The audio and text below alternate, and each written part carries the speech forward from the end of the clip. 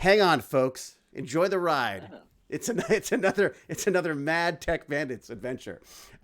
So I think this may be the first time ever, and I'm going to touch wood on this, that I may have been, and I think this is because of Matt, that I'm actually slightly ahead of the game on this. Normally, the first like good 45 minutes of any stream that I do is me trying to figure out why the stream isn't working. With great, people really enjoy that part of it. In fact, I think they might miss it today, that they realize that there's actually like a little bit of preparation involved in this. So I would suggest we give it a second just to let things sort of start to roll, percolate. Yep. percolate. That's it. It usually takes a little while for Twitch to let everyone know that it's happening and stuff, and of course my Twitter is, there's lots of distractions out there, so this fun stuff to We should consider there. all tell everyone in our Discord and Twitter that we're doing this. Oh yeah, if you can, great. If not, don't worry about it. As I say, I'm gonna do this. We're winging this. I just enjoy talking to you guys anyways. As you know, you can't get rid of me when I show up on the podcast. I'm sorry I haven't been there more often. You guys are doing okay without me though. You're surviving. No, yeah, you're good. Barely. Like you're the key to our success, Dave. That was really one of the highlights of like my last year. I had so much fun on that, and my wife was just marveling. She's like, you're like a child. I said, yes, I am. She's like, I just did like 3 podcasts with them. She's like, oh my god, get a life, nerd, get a life. It's such an honor to say that, man. That's awesome. What was that? It's such an honor to hear you say that, man. That makes me feel so good. Well, but I mean, what's so funny, because I mean, right back at you. The reason I'm talking to you guys is because, is that I'm just so impressed with the way you are approaching this, and it's so apparent to me through your podcast. Like, first off, how much work is involved, how much planning's involved, and also how much passion you got to have about this stuff. And there's nothing. I'm a sucker for people who love what they do. I mean, that's always been my thing. And I, it's just fun to be able to gather with fellow nerds about this stuff. Why don't we go around? Should we just go around and each introduce, who everyone is and what their role is on things? Gimpy G, you want to start? Sure. Gimpy G, resident firebug. I try to keep David's skull smaller than the room that he's in. It's hard. I do this through humiliation, intimidation, that kind of stuff. Yeah, belittling. It's good. Yeah. It's belittling. Yeah. It's a full-time job, but I enjoy it. It's a good time. Love everybody in chat, and I'm really interested, really interested in these guys. Like, I was wondering how they get famous people on their show. Right. More famous than David too, I think, right? It's not hard. It's not hard. I could probably go outside now and drag someone off the street. I love that Gimpy G immediately sucks up the chat. Did you see that? Like right away sucks up the chat. Sorry. Yeah, that's amazing. Well, I was a high school teacher. Yeah, oh, that's so good. I can tell stories all day long. Play to the crowd. Yep, gotta don't want them to talk. All right, producer Matt, do you want to let people know what your background is and such? Sure. So I'm a published novelist and filmmaker. I worked in Hollywood for about 10 years before I started my own marketing agency. Moved out to Las Vegas in 2012 to pursue a career in novel writing because I was sick of dealing with people with creative differences on how I wanted to do things and begging for money. And I met my co-host, Alex Almany and Matt Vader, out here in Las Vegas. They were locals. And we started meeting at a coffee shop and talking about all the movies and TV shows we were watching. And Alex, who had been doing the podcast for a while, was kind of like, hey, why don't we record this stuff and put it out as a podcast? And when we decided to start taking it seriously around the time that the first COVID lockdowns hit, I basically stepped up and said, you know what, I'm going to produce this with my background in Hollywood production. So like, we're going to try to make it as professional as we possibly can and treat it like a job and hopefully one day do it full time. And so ever since then, that's been my role. I do all the scheduling. I handle all the equipment. I kind of do all the editing and SEO and YouTube optimization and podcast uploading and basically all the grunt work while my co-hosts just have to show up and look pretty. So. You make That's all my this trouble to role. make it look professional, and then you come and do my podcast, which is not my stream. I shouldn't even call it a podcast. So Alex, so is that accurate? Would you say that's basically what happened? Yeah, yeah. I was a disenfranchised nerd, and I was listening to a ton of podcasts a couple of years ago. I was all the way from Collider Video to Nerd Soup and anything in between, and I just felt like there wasn't anybody out there that really kind of reflected what I thought about current pop culture and movies and TV shows. And a lot of times you'd find a new podcast, and it was just like a couple of guys ranting and raving for 45 minutes, and they never really got to the point. And I was like, it took you 45 minutes to get into the movie that I clicked on your video for. So I was like, I want to get something in there, and I wanted to learn more about movies. One of my first podcasts, was an influences podcast. So I kind of did a deep dive into what influenced Steven Spielberg and George Lucas into creating Indiana Jones. Huh. And I had a ton of fun making that. I was like researching it, and I learned all about the old 1930s Zorro movies that they stole stunts from, and Yeah. a lot of really cool things. And I started this podcast because I kind of felt like, you know what, everybody else out there is putting their voice. Putting their voice on the internet. I might as well do me too, and see if there's other like-minded people out there like me. And then I met Vader and Kadish, and Kadish brought his knowledge of like professional production into the mix, and I was like, yeah, if we're gonna do it, let's do it right.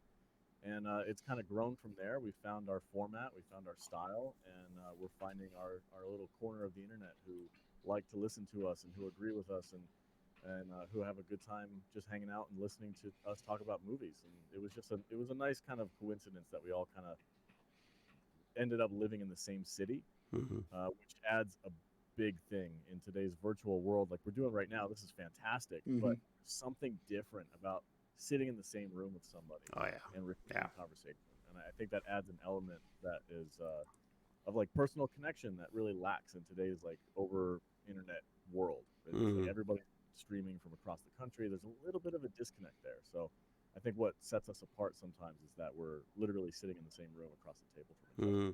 Yeah, it does make a big difference. David, I hate to interrupt, but chat's saying that our volume's too low. Oh, okay. All right, I can do that. I can adjust that. They should be used to this by now and just listen. Yeah, they're really good at. I don't know. I'll pick up the browser volume. There you go. All right, Sorry, try talk. My producer. No, that's great. That's just kind of jumps in and is like, "Hey, they can't hear us." I was telling everyone before we started that usually the first 45 minutes is me screwing up the sound. So this is much better. Chat, feel free to let us know. Volume's too low for everybody, Movie Lad, or is it specifically the chat itself? So they said that it was my volume at first, and then Alex's volume was low. So I'm guessing okay. that everyone's was low. Okay, well, you are a bit of a low talker. It's true. It's true. I'm gonna bounce you up. That's why I'm usually up on the mic like this. There you go. I'm bouncing you to 110, man. Oh my God. And now, of course, let's not forget Matt Vader. Let's see how low. Let's see how unintelligible he is. How are you? Yeah. What's going on, David? How are you? Good. How did you get into this? How did you find this is? I think we were talking about this before. You were someone who was not comfortable speaking in public. No, I'm still lived not in the closet. I remember. Yeah. So I've always been terrified of speaking in front of people. It clear back to like grade school, junior high school. I remember doing a speech class in 7th grade, and it was like I might as well have stood up there in front of the 12 people and peed my pants. I came pretty close to it, you know. Yeah.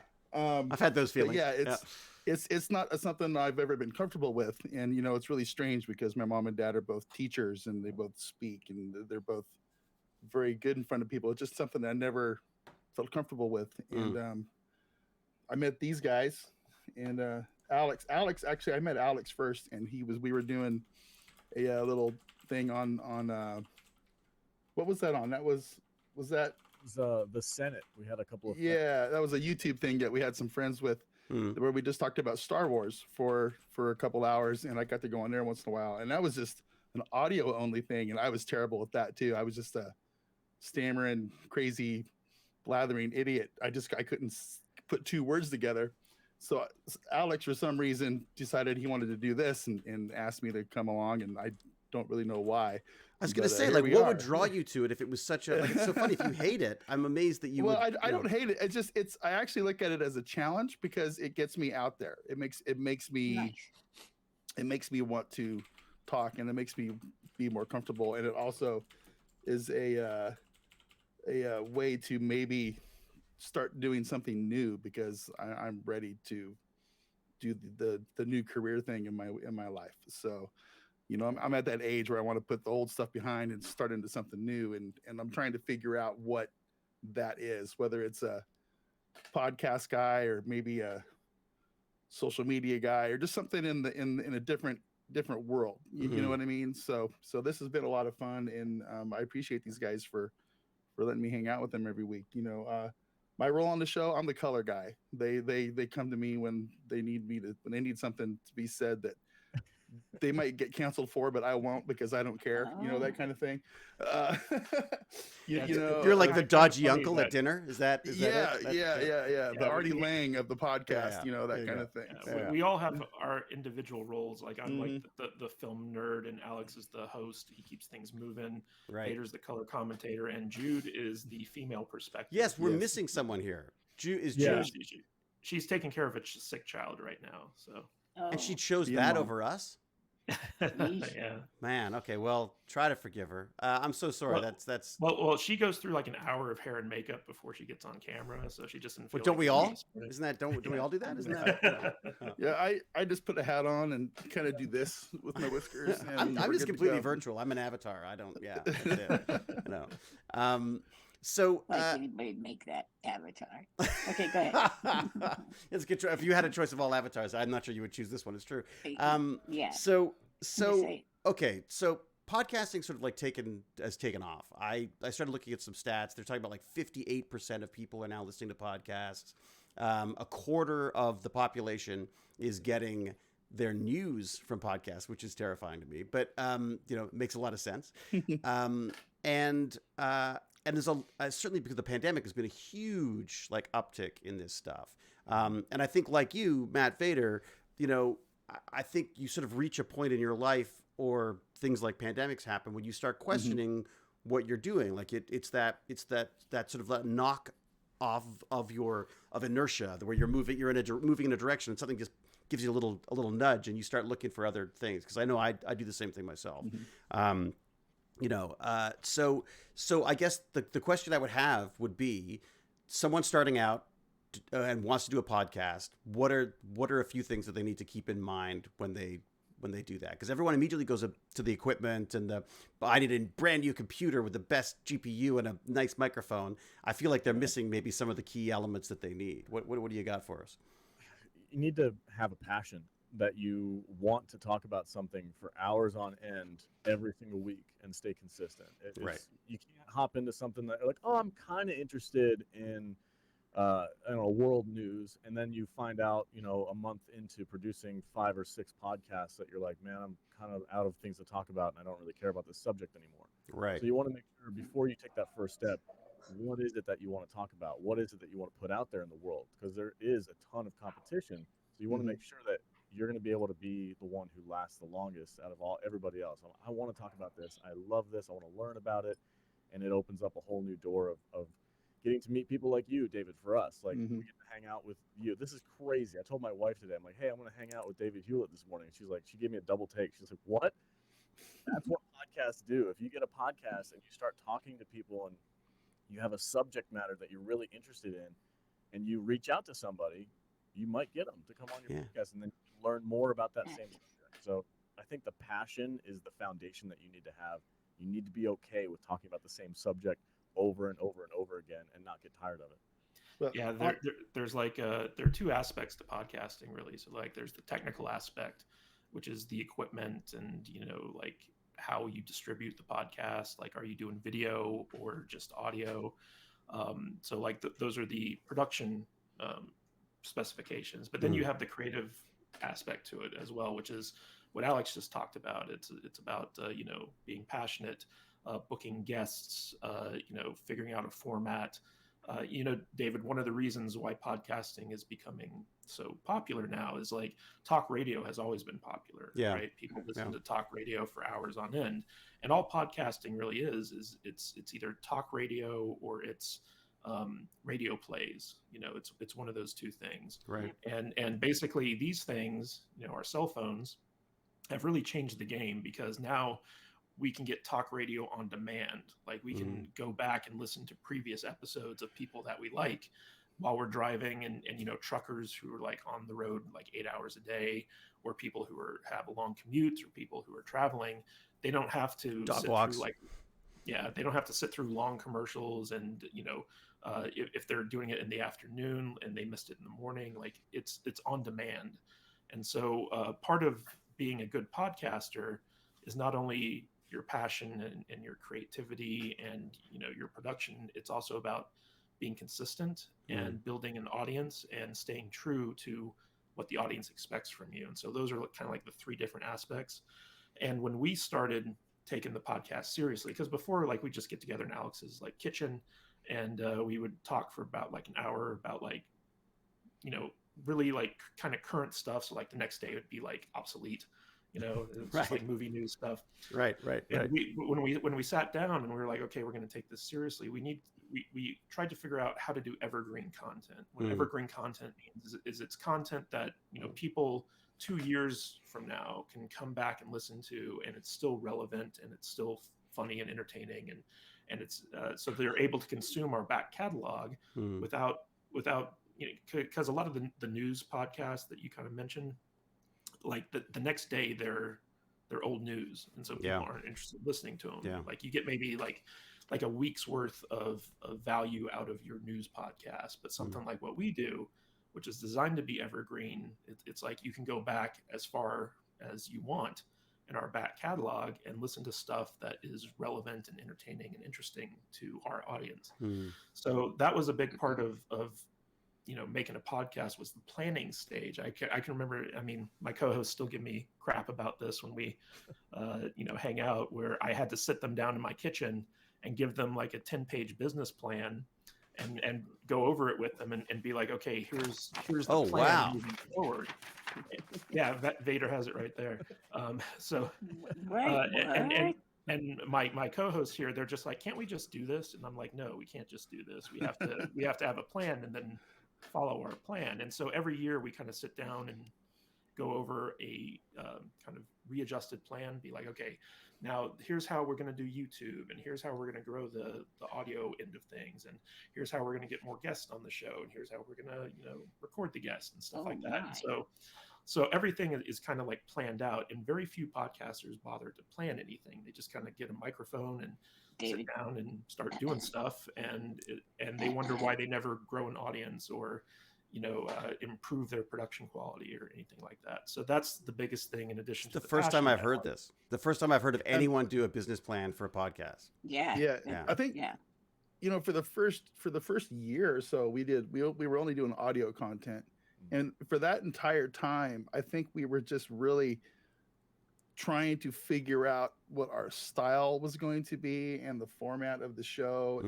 and how we were going to structure things, because it takes a long time to get comfortable with everybody's role and what exactly we're going to do. I mean, you guys agree with that, right? It takes a lot of time to find your niche, and Alex was talking about all of these people that he didn't like and all this kind of stuff, that weren't feeling that groove, and finding a passion. One of the things that I didn't want to do was, we came from a Star Wars circle, right? And we have a ton of friends out there in YouTube and podcast world, but that all they do is talk about Star Wars every week. Right. And I was like, I told Alex, I go, man, we can't be a Star Wars show. I do not want to be one of these guys that has to just find every minutia thing about a certain property. So when we decided that we were going to like broaden our horizons and talk about movies just in general, I was very happy, and at first it was just going to be about nerd and geek style movies, the Star Wars, the Stargates, the stuff with lasers and stuff in them and horror movies and all the time. And Right. that is still kind of what our main genre is. But we branch out into other things now. Like we just talked about Almost Famous yesterday. Movies With that the rock. Oh, great. movies that rock. And that's a great movie. But that's not in our. That wasn't a year ago. If they had asked me to watch Almost Famous, I would have said nope. That is not in our. That is not in our circle of influence. I'm not watching that chick flick. But it's just.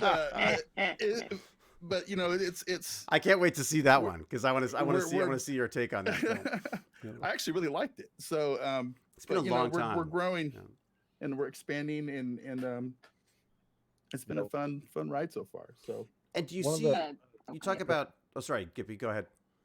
Well, I had a couple of questions. If you guys had numbers on going with video and without, it seems like people they want that choice. I know on Twitch, if you don't have a camera looking at your face, even if it's a postage stamp, it just doesn't fly. Is that the same for podcasts?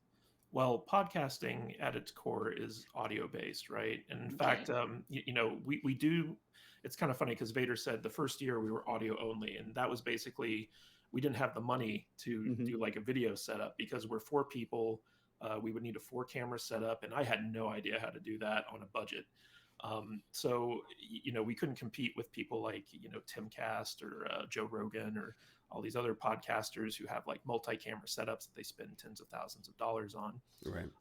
So we were like, you know what, let's just start small. Let's get a nice mixing board. Let's get some good mics.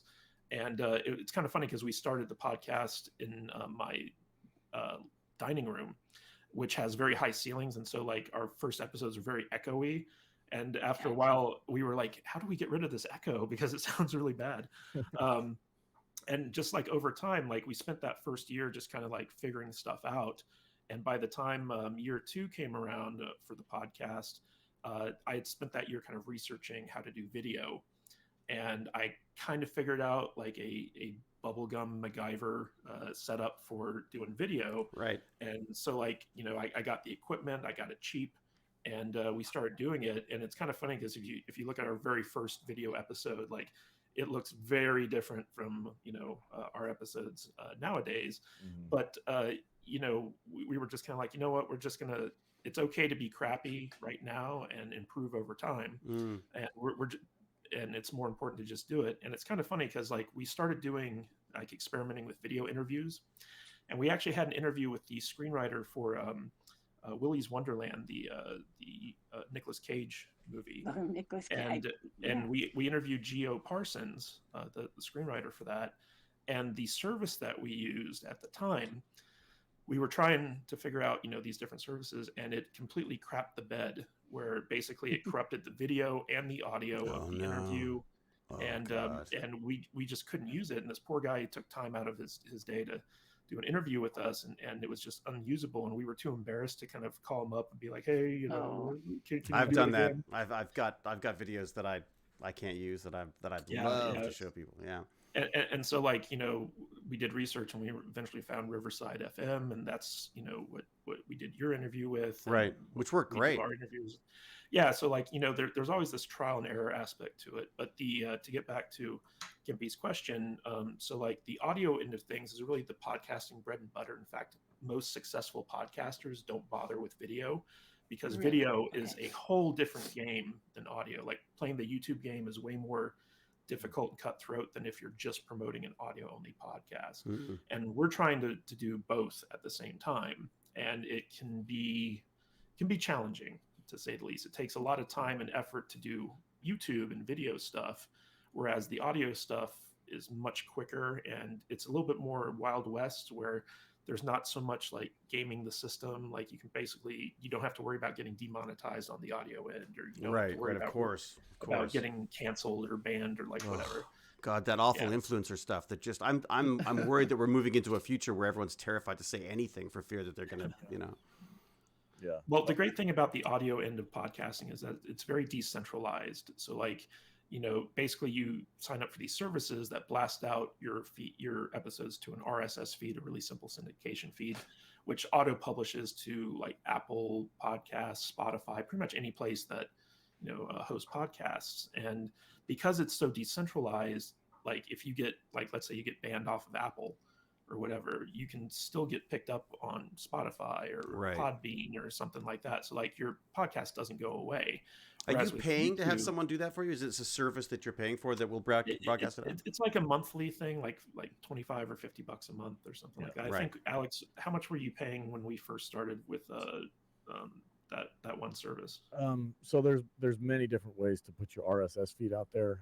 There's free ways and there's more expensive ways. And the way that we use right now, the reason why we're paying, I think it's like $50 a month for Spreaker. Spreaker.com distributes our RSS feed, and the reason why it's that much is because they give us analytics back on all of our episodes, so we can track how many downloads we've that's had nice. in what region of the world. We can track who's listening in what countries. But you can do different versions. There's cheaper ones. The one we started out with was Buzzsprouts, and I think I was paying $25 a month to get our RSS feed, and they also had analytics to go along with that. But there is a free way you can do it. You can use Anchor FM, I think, which is a company that works with Spotify, and you can upload your podcast completely for free on the Spotify network. And if you just have like a regular web page where you're paying for like a server, you can just upload your stuff to your own server and use the RSS feed that you create on your server to feed it to the other stuff. So like you don't have to go through a service, but the services not only provide analytics, which helps you figure out what your listenership is like, but also in our case with Spreaker allows for dynamic ad insertion. So it's a way to monetize the audio end of podcasts, where you just tell them, okay, we want an ad here, here, and here. And then when people are listening on their preferred app, it doesn't matter if it's Apple or Spotify or whatever, Spreaker will automatically insert an ad, and based off of how many ads get played, you get a little bit of money. And so like it's just a way to kind of monetize the podcast as you get more and more listenership. You never really know what those ads are going to be, though. Yeah. So Oh, really? Could be kind of fun. Yeah. So like when we first got on Spreaker, Alex came to me and he's like, "Dude, I just listened to like a Starbucks commercial 3 times in a row. What the hell is going on here? Is this a scam?" I mean, I was super stressed out because, like, to me, the quality of the podcast that I put out there is it's like the main thing for me. I want people to enjoy listening to our podcast. I don't want them to feel like they're listening to freaking ad after ad after ad. Yeah. And the way this works, we've kind of now dialed it down to now where I think we're in a good spot. But like it takes a commercial that is specific to the region that the person is listening in. So it has nothing to do with where you produce a podcast. Like, we're from Vegas, but the ads have nothing to do with Vegas. If you're listening to it in Oslo, Norway, you're going to get an ad specific for your area. Right. So it's different for everybody. But I happened to be, like, early on, I was just listening to our show just to like check myself to make sure I edited it okay and everything. And like I had like too many ads in one spot and I was freaking out. I'm like, oh my God, people are going to unsubscribe. They're going to hate us. Well, I mean, nobody likes that show where it's like Joe Rogan, for instance. He used to do his show before the Spotify thing, where he would do an ad read for like the first 10 minutes of the show. It'd be like 10 different ad reads, and that's all it was. So nobody ever listened to those, right? You just fast forward. You just fast forward to the first 10 minutes because you know where his cut line is.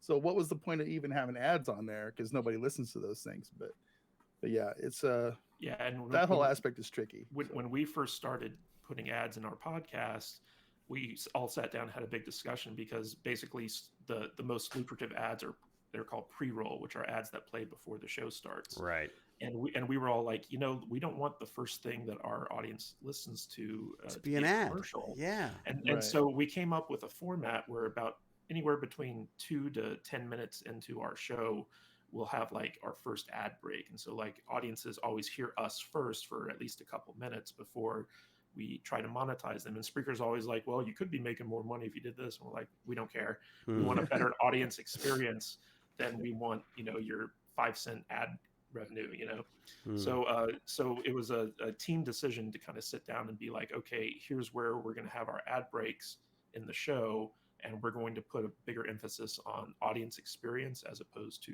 trying to monetize the podcast. Right. So are you integrating? Oh, sorry. No, go David. go. Go ahead. Buddy. Yep. Are you integrating the advertising, like where you're doing it yourselves, or are you just running a commercial that's given to you? So we have various different spots in our shows where basically Alex does an in-episode ad read, where like we'll have like Okay. a break between the movies that we review, and in those breaks, every time we come back from them, Alex will kind of do like a pitch for, you know, our membership area or our merchandise store, what have you. And in those break times is when the ads play. So like we'll be like, okay, stay tuned because we're talking about Almost Famous next, and then we go to an ad break, and that's where the ads would play. On the audio end of things, on the video end, like YouTube just kind of willy-nilly puts ads Yeah. wherever they want. Yeah. Yeah. Whatever they feel like it. And, Yeah. and then when the ad is done playing and it comes back, Alex does his pitch, and we kind of like we actually had quite a few arguments about how to do this. Alex, do you want to explain like how we kind of came up with this format? Because this was part of the evolution of the show, where when we first started, we didn't know how we were going to monetize stuff, Right. and then as we did it more and more and figured it out, we kind of like came up with a format. Yeah.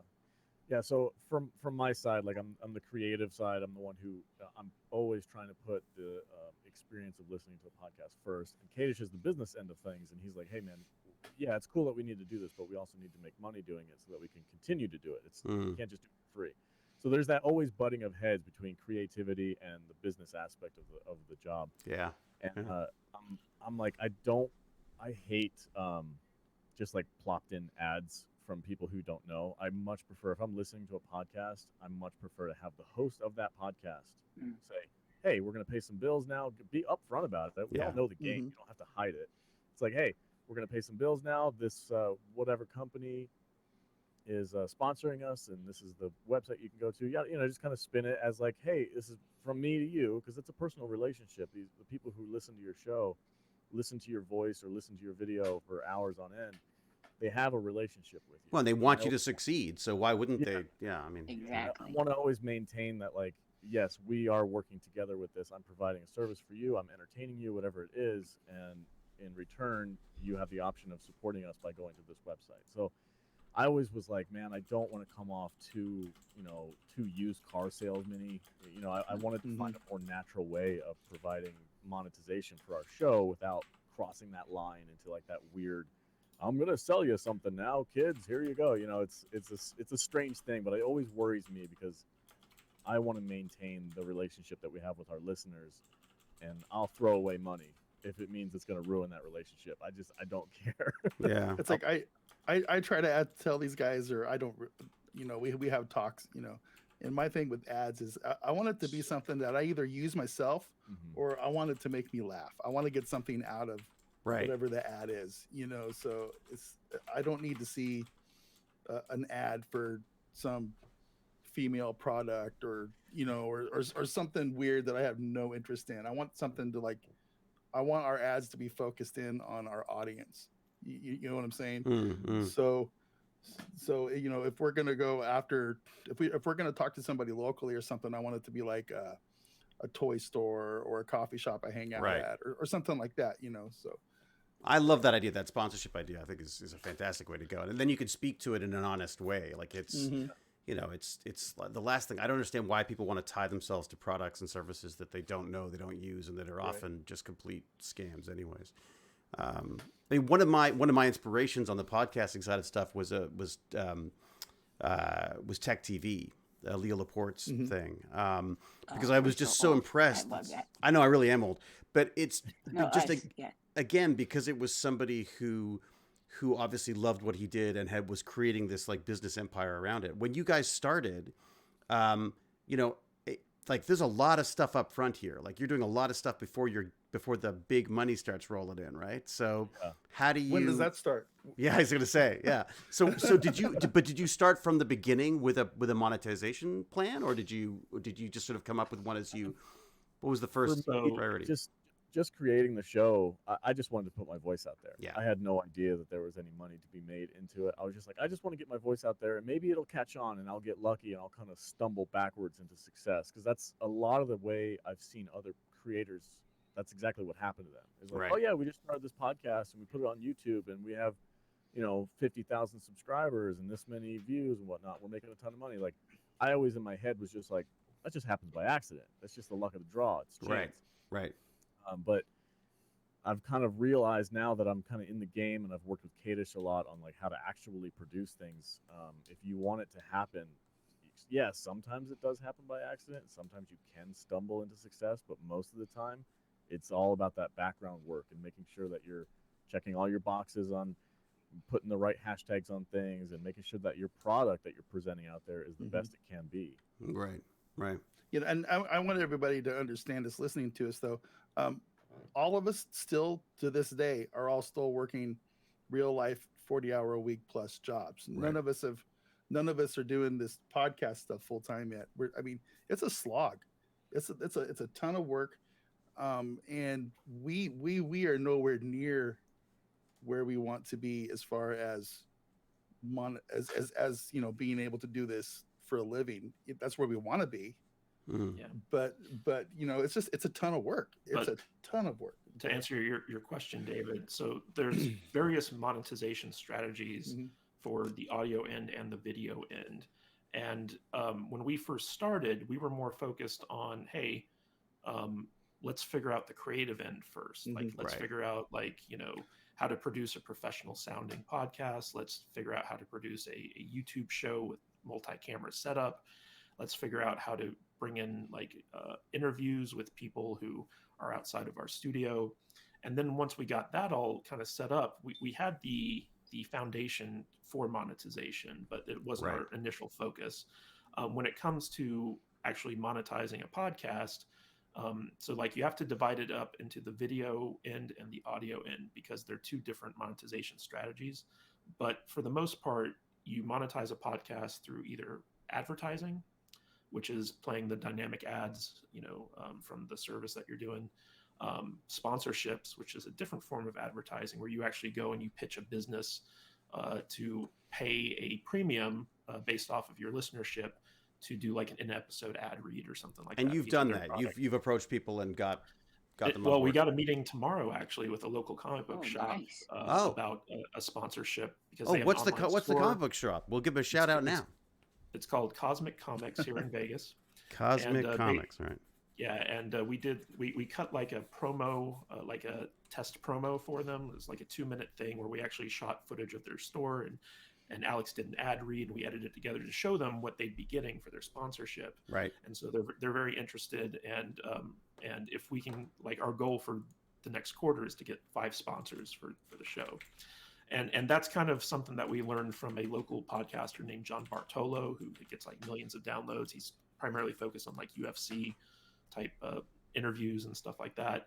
And we went to his studio and he kind of gave us a lot of advice and told us about how he monetizes his podcast, which is all sponsorship based. So you have the ads, you have the sponsorships, and then you have the members, which is basically our hardcore fans.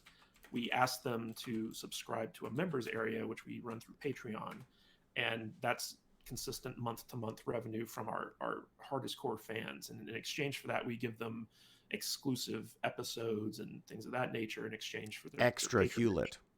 Extra. I'd like extra Hewlett with that, please. Yep. And then on the video side of things, there's YouTube advertising, of course, but there's also these things where you can join these video networks where they the person who runs the network goes out and gets advertisers and then comes to you and is like, hey, if you read this ad, you know, this many times a month, we'll pay you this much. And so like it's kind of like a sponsorship thing, but for the video end of stuff. So there's various methods with which to do it. And a lot of people who kind of find the success, like, you know, by accident that Alex was talking about, eventually get headhunted by these networks and just they bring them in. They like, here are your ad reads, go. With us, it's a little bit more selective because Alex has this annoying habit of having integrity and wanting to. Damn you, Alex! Come on.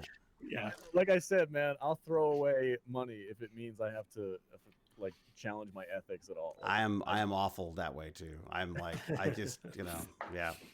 It's like, what do I say? It doesn't feel good for my soul. I say it. My agent's always like, "What soul? Like, you're an actor."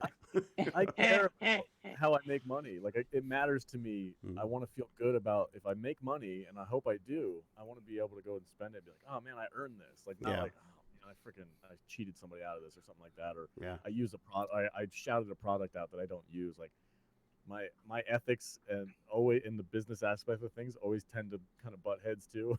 So you must be huge in crypto then. Yeah. Well, you should see some of the arguments me and Alex have about what to put on our thumbnails on YouTube, because Oh, he's just God. like, tell him that it's Kurt Russell movies. I'm like, nobody's gonna watch that if you just say Kurt Russell movies in the thumbnail. We gotta say like, these movies gave us PTSD, and he's just like, but they Right. didn't, man, they didn't. This is clickbait. I hate Right. you. Yeah. It's hard, isn't it? The It's top walking 10 that line reasons. of like entertainment versus reality. I mean, it's fascinating though, that seeing how like, because the only, if I'm correct, the only person with a background in this kind of stuff is you, Matt, Kadish, right? Is right? Kadish, right? Yeah. Yeah, like I try to explain to Alex that as long as like the core product has your integrity, you can kind of, push the edge of the marketing, because the whole point is to get people to watch our stuff or listen to our stuff. And so we can be a little clickbaity and we can be a little edgy with the marketing, as long as it brings people in, because as soon as they Right. realize who we are and what type of content we produce, they're going to be cool with it. They're going to understand that, we have integrity and we have values and stuff like that. But in the marketing end of things, if we want to be making money and for these guys to quit their jobs to do this full time, we got to, think about like what's going to get people in the door. And that's 90% of the conflict we have on the business end of things with the podcast, is just me trying to advocate for the marketing end of things and Alex being for the integrity end of things. And so sometimes we have like a lot of I get to arbitrate sometimes. It's way fun. oh, Vader just Well, runs away because he's scared of Well, conflict. yeah, but I don't like conflict, so I'm just like, okay, fine. You guys argue, but I'm also, sometimes I feel like I'm a bit of a tiebreaker with some decisions, we all have our input, and I think all of our input is valued. There's four of us, and nobody in this group is going to do anything that any of us are like really uncomfortable with. But Right. it is kind of So- funny, David, because you've worked in Hollywood. You know situations where like creativity can kind of like conflict with business interests. But I've always said that, like early on when we first started doing the audio end of the podcast, there was some real concern that I was like taking over Alex's show. Like, he was the guy who started it and stuff like that. And I tried to make it as clear as I could early on, because I come from a Hollywood background and I saw how bad situations like this could get. I was like, Alex, you have the final say on the creative end of things. Like if you say, hey, I want to do it like this and I disagree, I'm going to be like, I disagree, but you're the boss. You have the final say in how the show is run. When it comes to the business, Vader's shaking his head. No. No, that's not how it works. When it comes to blood. when it comes to the business end of things, I kind of asked my co-host to trust me that I know what I'm doing, because I've run businesses before and stuff like that. And so on the business end of things, I tend to have the final say, although I won't make a unilateral decision without talking to everyone first about it. But I think because I made it clear to Alex, like, I'm not trying to take over your show. You have the right of first refusal and all that stuff. Early on, it's helped us move forward, because Alex is able to focus on doing what he does best and not have to worry about like, oh, is Kadish gonna undermine me or steal my show or like whatever. Well, and there is that weird thing that is definitely that's, I mean, not even a Hollywood thing. I think that's just that's an artistic thing, isn't it? Where it's very difficult to. It's one thing to be. I'm always very jealous of people who could just do like a painting by themselves, because it requires nobody else.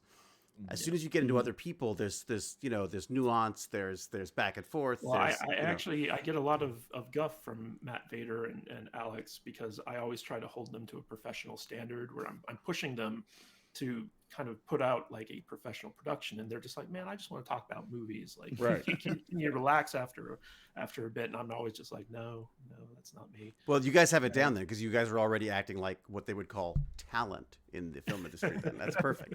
That's it. That's usually it's like herding cats. Generally, that's how it works. I mean, basically, all we've done is we've taken our nerd discussions that we'd have at the coffee shop, and put a microphone in front of us, and these guys have refined it down and edited it a little bit to where it's just not crazy, because. But that's the difference, though, right? I mean, because a lot of people think they're that interesting. Right. I mean, Yeah. like Alex said earlier, it's a different dynamic when we're sitting in the same room together Yeah. than versus the talking heads on like this. I mean, this is Yeah. fine for what we're doing here, but if we were doing a weekly show, it would probably the whole vibe would be off after Yeah. a while. Yeah. No, and it's very different. it's a different kind of thing, but I don't know. It just is what it is. You know. Yeah, it's funny because we just did an episode about buddy cop movies, which will be coming out this Friday. Right. Hopefully, if Alex gets it done in time. But he No pressure, buddy. No pressure. Yeah. You just take your time here. Relax. when we were recording the episode, because we were all in the room and we were all kind of like having fun and drink, and these two guys were drinking. Oh man, he just sold you down the river there. Like, see how fast these two guys. No, that's yeah, it's pretty accurate. But we had so much fun recording that episode, and even Alex was saying, like, I was editing the episode the other night and I was cracking up. Yeah. And you don't get that type of chemistry when you're doing it through Zoom or something like that. Mm-hmm. You know? I think that's one of the things that makes our podcast stand out from others is that we're actually in the room together and interacting with one another while we're recording it, and it gives it a certain kind of like energy that most other podcasts don't have, which is a lot of fun. Could you write that down, David? We need to get drunk and then do it. Great. That's all I need is to be less intelligible than I am already. Vader, you raised a really good, interesting point there, where you said it's just like a bunch of you and your friends sitting around talking about movies. Mm-hmm. But the reality is that there's sort of a joke that what do you call two actors in Hollywood? A podcast. Because everyone thinks they're that interesting. Everyone thinks that their conversations are hilarious. But you've gone one step further. You've produced them. And I think that's the difference, right? I think there's a fear that there's a lot of people who are just going to throw themselves in front of a mic and start gabbing without any kind of a rhyme or reason or plan. And you seem to have sort of got around that by producing it. So I think that's just a fascinating point to me, because there is a wonderful sort of sense of camaraderie in what you guys do. There's a back and forth. It feels very conversational, but at the same time, it's also very focused and very very well produced. So yeah, I don't. So way back when, 15 years or so ago, I've been interested in this podcasting thing for a very long time, and I don't even know if I've told these guys this. But my two best friends up in Oregon, when I used to live up there, I worked with them at the casino, but they also had a second job, and they were the morning radio show for the local rock station up there. Right? Oh, wow. And I always felt like I was missing out. Yeah. Because my two best friends are like local famous, and they're doing this radio show, and I felt like, I was like, hey guys, I want to come hang out on the radio show. And I never was able to do it because I was so shy. I couldn't get it out there. It was just like, there's no way I'd ever be able to do this. Right. And then of course, some stuff happened. We all moved. And then my best friend, who was also the best man at my wedding, moved back to Utah, and he got on a podcast there with his friend there, who was also a radio guy. Right. And so for the last 15 years, I always had this kind of little itch in my brain. It's like, man, I want to do this podcast thing. It's like my friends, they all go out and they talk in these microphones and they get famous and stuff. And they all have good times, and they and stuff. And so me meeting Alex and Matthew and this podcast thing kind of realized like a kind of a dream that I'd had for a very long time. And it didn't matter if I was any good at it or not. It was just something I wanted to try to do. Right. And it's been super fun. And I think we have found our niche, and I think it's going to just be, I can't talk, guys. I need a shot. He's getting emotional. He's getting emotional now. That's it. Yeah. But it's just one of those things that I'm super grateful that I found these guys, that we have found this thing to do, and it's a lot of fun. And it has to be fun. If a person, the whole point of the show is to talk about how to do his podcast, right? Well, what you need is a microphone and a computer and a passion. That's all you need. And the willingness to talk about it. And Super quick question, Vader. On what page and what subsection did Kadish put "have fun"? I know it's probably it's a oh, in the clause. business plan. honestly, it's the original paper that he gave us is probably the very first sentence. Oh, did I Really? Because say have fun? Okay. yeah, because Or he else, understands. Matthew knows that if this isn't fun, we don't need to do it. In fact, there was a point where I was stressing about things, and I think about this thing every day from the moment I wake up to the moment I go to sleep. It's Mm. always on my brain. oh, And I think all of us feel that same way because we want it to succeed. We want it to get big. Um, but one of the most important questions, Matt, things he ever told me was, if if we're not comfortable with it, if you're not having fun, you don't have to do it. Mm. So it's just one of those things, and we owe it. That's what we do. We have fun, and if it's not fun, there's no point in doing it. Then it becomes a job, right? Then But it becomes. there are no days. But there are no days when you come in and you're like, okay, I really don't feel like this today. Oh yeah, for sure. But For it picks sure. up once you start doing it, or when Alex wants to watch a movie like Sahara or something, and then I'm like, dude, what is this with these terrible movies you're making us watch? Or I remember not hating Matt, Sahara, but that maybe just Matt, that me. or Matt makes us Everybody watch, Bad Bad Taste. Yeah. And saw that I coming. never finished it. I've watched 20 minutes and I said nope. And then I went to the podcast studio and I said, dude, don't ever make me watch this pile of crap movie again. And I never watched it. And to this day, those are both running jokes. And it's just Right. But It's just- David, to kind of get back to your initial question, so when we were starting off just hanging out in a coffee shop as friends talking about movies and TV shows, we would have conversations like we have on the show where like Vader cracks a joke and we all start laughing, and Alex gets really passionate about like a certain thing for Right. a really bad movie that me and Vader hate. Yeah. And so like as a filmmaker coming from Hollywood, 90% of success is casting, right? It's casting the right roles. Yeah. And what happens in the podcasting space is you have a lot of very uninteresting people who try to interview more interesting people in the hopes that the more interesting people That's what I'm doing. will be entertaining enough for their audience. lies. And when you're doing like an actual like talk show as opposed to an interview show, it really comes down to the casting of the show, like who's involved in it and are they entertaining. And I could tell that we had a very entertaining mix, and when we brought Jude into the mix, it ratcheted it up even further. Right. Because I'm not a very interesting or entertaining person. Like I'm very dry. I'm the professor character, and so like I'm the straight man to a lot of the jokes that these guys come up with, and because we have this interesting dynamic, the podcast works. It's fun, it's entertaining, it's different from a lot of the other movie and entertainment podcasts out there. And that's one of the things that I think resonated with the crew for C, where like we're sitting here just tearing the show apart, talking about how bad it is and making jokes at its expense, but we're doing it in such And a Tropper loved you for it. yeah, it's crazy. It's absolutely crazy. And He's so, he's an exception though. He's an exceptional human being. That guy, like he's just got a whole other. Hey, close your ears, David. Oh. I want to ask those guys something. Did you know that blind people have to walk like monkeys? I didn't know that. It's weird. It's so strange. Well, that's a Momoa thing. That's a Momoa thing. Momoa does what Momoa wants to do. That's his thing. I still don't get it. It's a talent thing.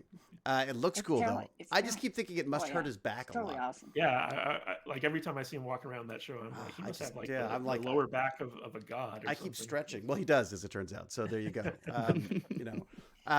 So He's Aquaman. it's true. Yeah. His tramp stamp says God. Oh, Go God. ahead. Oh man. Yeah, so 90% of the success of a good podcast is the casting, who's Right. hosting or who's involved in it. Right. And I guess the other question I guess I have for you is, influences. You're saying like, what do you guys listen when you're not listening to this? Do you have time to listen to podcasts, or are you just constantly doing research at this point? I work in an industry where I'm sitting down for hours and hours and hours. I operate large equipment, so I'm either listening to music or I'm listening to podcasts. And, Right. I got into movie podcasts because I love movies, and I didn't really have anybody to talk about them with until I met these guys. So I was literally just eavesdropping on other people's conversations about movies. And Do you know Red Letter Media?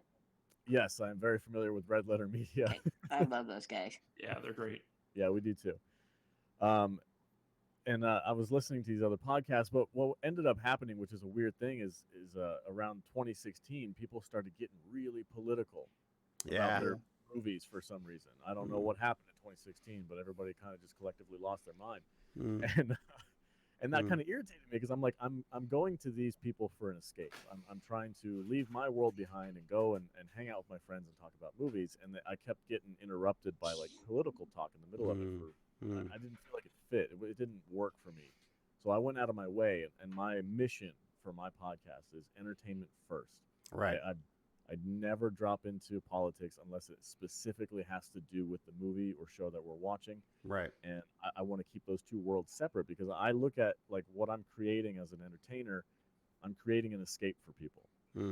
People have, if they have stress in their lives and they want to just forget about it, they can come and listen to us talk about movies and drink too much, and Vader can make some funny jokes and we'll have a good time. It's all on Vader. It's all on you, Vader. He's the color commentary guy. But there's another form of podcast that I love listening to, and that's the educational ones. If there's somebody out there who's an expert in a certain type of thing, whether it's bow archery or hunting or something like that, or if it's like clean organic eating and they're like a chef or something, I love listening and learning, and that's another aspect of podcasting. So if you're not, like Kate just said, he's like, I'm not the most entertaining person, but he has a ton of knowledge about information Hollywood and movie making and all that stuff. That can also be very interesting. And I think people who might not feel like they have a very interesting voice out there, if they're an expert in something or if they want to learn about something, they can put their voice out there and reach out to other experts and create a fascinating, very educational podcast and offer it to people as like, hey, if you want to learn about this subject, here it is. I have an idea. I haven't done it yet because I don't have time to, but I want to start a podcast about cast iron pans and how to take care of them and how to cook with them. I'd listen to that. Yeah, exactly. Right? I find myself listening to the weirdest things that are so specific that I'm amazed that I'm, Like I want to learn enough about it so that I can have some knowledge, and then I also want to bring people who are like professional chefs who use cast iron pans and have them come in and interview and talk to them about how do you properly take care of a cast iron? Yeah. What kind of things can you do with it? And you know what's funny, David, is that so Alex, through the success of our show, has gotten to meet some of his idols in terms of the podcast that he listens to. And so like he's interviewed them, he's had them on like, his live stream and stuff like that. And every single time after he's done with them, he's just like, man, these guys are just kind of making it up as they go. I feel like we're so much more put together, like how are they more popular than us? Alex, you want to talk about that a little bit? Yeah, for sure. Meeting your heroes. I did. So the podcast that I'm talking about is the Nerd Soup podcast. It's been around for a long time. The monkey. Aaron the Nerd Soup Monkey. I got to talk to him, which was really cool because he's like the person who got me into podcasting was this guy, and I finally got to have him on my show. And it was funny. I was talking to him, so I'm like, "So what are your plans for the next year? Like, what are you guys working on?" He was just kind of like, "I don't know. We're just gonna make it up. We're just gonna talk about movies and stuff." And it blew my mind that like I felt like I had a leg up on this guy, right? Because I know what I'm going to do in the next year. I have plans for the future. I know exactly what my content's going to look like, and I know how much bigger it's going to be. And he was just kind of like, no, we're just kind of going by the seat of our pants, man. Do you wonder if maybe that's just a posturing? I mean, is there a certain amount of posturing to that where they're just like let's not be too, Possibly, but I got the impression similar to Kadis. Kadis is our businessman. He's the guy who's doing all the behind the scenes stuff. Aaron is kind of I don't want to say sidekick, but he's kind of the side character to the show. I feel like monkey. I feel like his Bo is probably the headliner. He's the main guy. Right, so right. That's the bug. Is that the blue bug? Yeah. The blue bug. If I asked him those questions, he might have better answers for me. But it was funny. It blew my mind. I'm like talking to this guy who I look up to, and he's like, I don't know what we're gonna do. I think we're gonna talk about Game of Thrones. Maybe I don't know. Wow.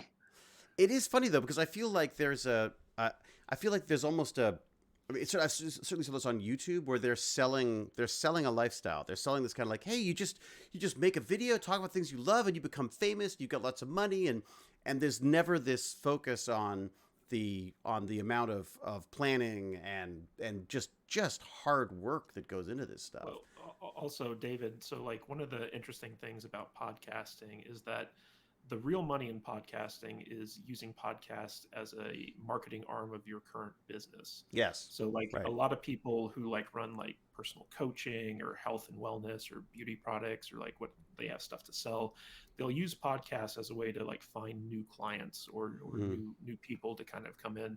And a lot of the people making a lot of money off of YouTube are the people teaching people how to make money off of YouTube. You know? Right? Yeah. And we chose the absolute hardest niche to go into to make money at, because like there's really nothing to sell in the movie and entertainment.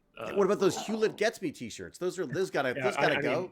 These are our retirement plan right here. Yeah, there you go. You should start selling them on the shop.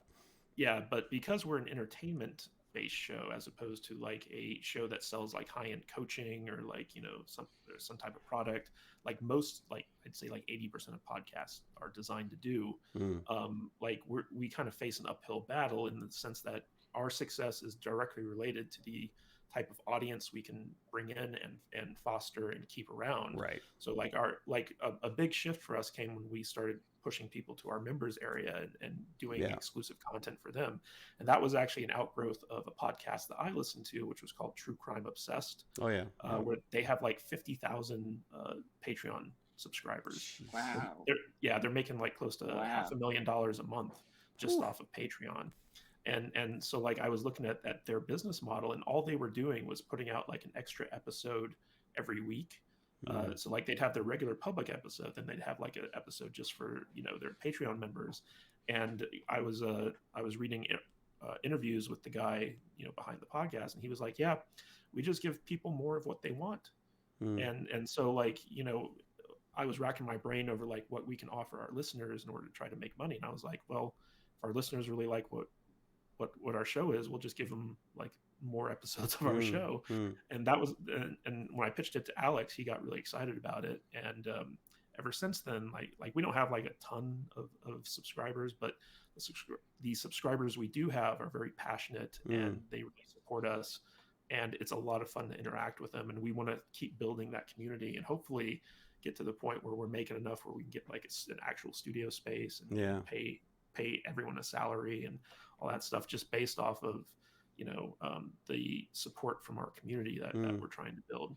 Well, but people want to be a part of it too, don't they? They feel like they want to be. I mean, I get this even with Tech Bandits, where, you know, it's where people just want to help somehow. They want to be an active part somehow, and which is, it's part of that community thing, which I love. I think the other thing that I'm fascinated with what you guys are doing is that part of the fun for me is watching people build. I call it business porn, where I'm like, I love reading stories about how companies started up, you know, or how they failed or how they whatever. But I mean, I just love these sort of this I love the nitty gritty about, you know, all the different things that came together to make it happen or that tore it apart or whatever. I mean, just that kind of stuff. And I think for people, the reason why I wanted to talk to you guys first was that I felt that you were a perfect example to people of what's required to do this right. And that it's, you know, it's that combination of passion and business and perseverance that'll keep people consistency is probably the biggest X factor in terms of making a successful podcast, whether you're video or audio. Yeah. Because like if you're not consistent and your audience doesn't know when to, you know, find your content, it's going to be hard to build an audience. And one of the most stressful things with our podcast is, so like because of everyone's work schedules, we can only record on Tuesdays. Ideally, we record like stuff like right after it premieres, like, you know, like we see like the new episode of C the next day, we have our review out. Right. We can't do that, you know. So we only have one day a week to record, and that's one of the benefits of doing evergreen content is that like we don't have to be timely. But getting out 3 episodes a week when most people are like struggling to get out one episode a week. Yeah. We really we turned it to 11 basically when we decided to work on our schedule, and then on top of that we're doing 3 live streams a week as well. Right. So we're putting out a ton of content, and it can be kind of stressful trying to stick to that schedule. Like if we were just talk us through a day like that. Talk us through. Is it still just Tuesdays for you that you dedicate to this, or? And how does that work? So yesterday, it was Tuesday recording day. So we know exactly what we're going to talk about when we get there. We have a show schedule. We have already watched the movies throughout the week, and we know we sit down. Okay, so we have a Patreon only podcast to create. So we sit down and we record that, and then we usually have a TV show review. Like if it was C, every week we'd sit down and talk about the latest episode of C, and then we do our main show, which is the S&P Weekly. And that's 3 movies of a certain theme, and we sit down and we talk about those in a particular order, whichever one. We usually try to put the funniest ones at the end to have a good, end on a high note. The worst ones at the end. The worst ones at the end. Yeah, there you go. Yeah, I knew what you meant. Yeah, and then every once in a while, if we get somebody like you on the podcast as an interview, or like we had Hoon Lee on yesterday. We carve out some time to sit and interview them and discuss their projects and different shows that they're on. So it's we know exactly what we're going to do on Tuesdays, and we start at like 9:15 to 9:30 in the morning, and we go until about 2 to 3 o'clock, sometimes 4 if it goes a little long. Oh my goodness. Yeah, it's amazing. When I isn't taught, I was exhausted by the end of the day. Now I'm disabled and stuff, and taught high school, so I always thought, oh God, I'm in danger. So there was that like wore me out. But talking that long, do you guys get pooped out? Oh yeah. Oh yeah, for sure. I'm exhausted at the end of Tuesdays. I always want to go home and take a nap as soon as I get home, because a normal day we'll start around 9:30 in the morning and we'll get done about 2:30. But on other days, we're like, if we have an interview or something, we'll get home, sometimes it's 5:30, 6 o'clock. So it's a work day. Yeah. And, it's like my mother-in-law, she moved in with me last year, and she's every Tuesday morning I come out and she's all, time to go to work again? I go, yep, time to go to work. Let's go. Yeah. So yeah, it's a job. And then on the back end of things, once we get done, Kadish goes through and masters all the video and audio, and then he sends me some of it, and I'll spend the rest of the week editing. And he'll what does that mean? Editing as well. Mastering the video. Good question. So mastering is basically taking the video and making. So like we record on these really cheap kind of pay-as-you-go smartphones with a 1080p camera. That was one of the ways that we were able to keep the cost so down smart, so freaking smart. I love it. Yeah, on a multi-camera show. And so that video has to be kind of like readjusted in order to look great. So we have our front-facing cameras, which means we need to flip the video in post in order to make it look correct. And so we also need to do like a little bit of audio filters to eliminate some background noise and bring up the vocals and stuff like that. And so like on the video end of things, there's certain things that have to be done to the video before we can even start editing. And then on the audio end of things, there's just stuff that we want to put the audio through to make it sound as good as it possibly can. And that's what mastering means, basically. You put like the sexy filter on the voices and stuff? Is that yes, exactly. Yeah. Alex doesn't need any filters, but the rest of us do. Yeah, I'm good. No, I've got that. He makes us look like girls. At least we're all hot when he does it. But, so.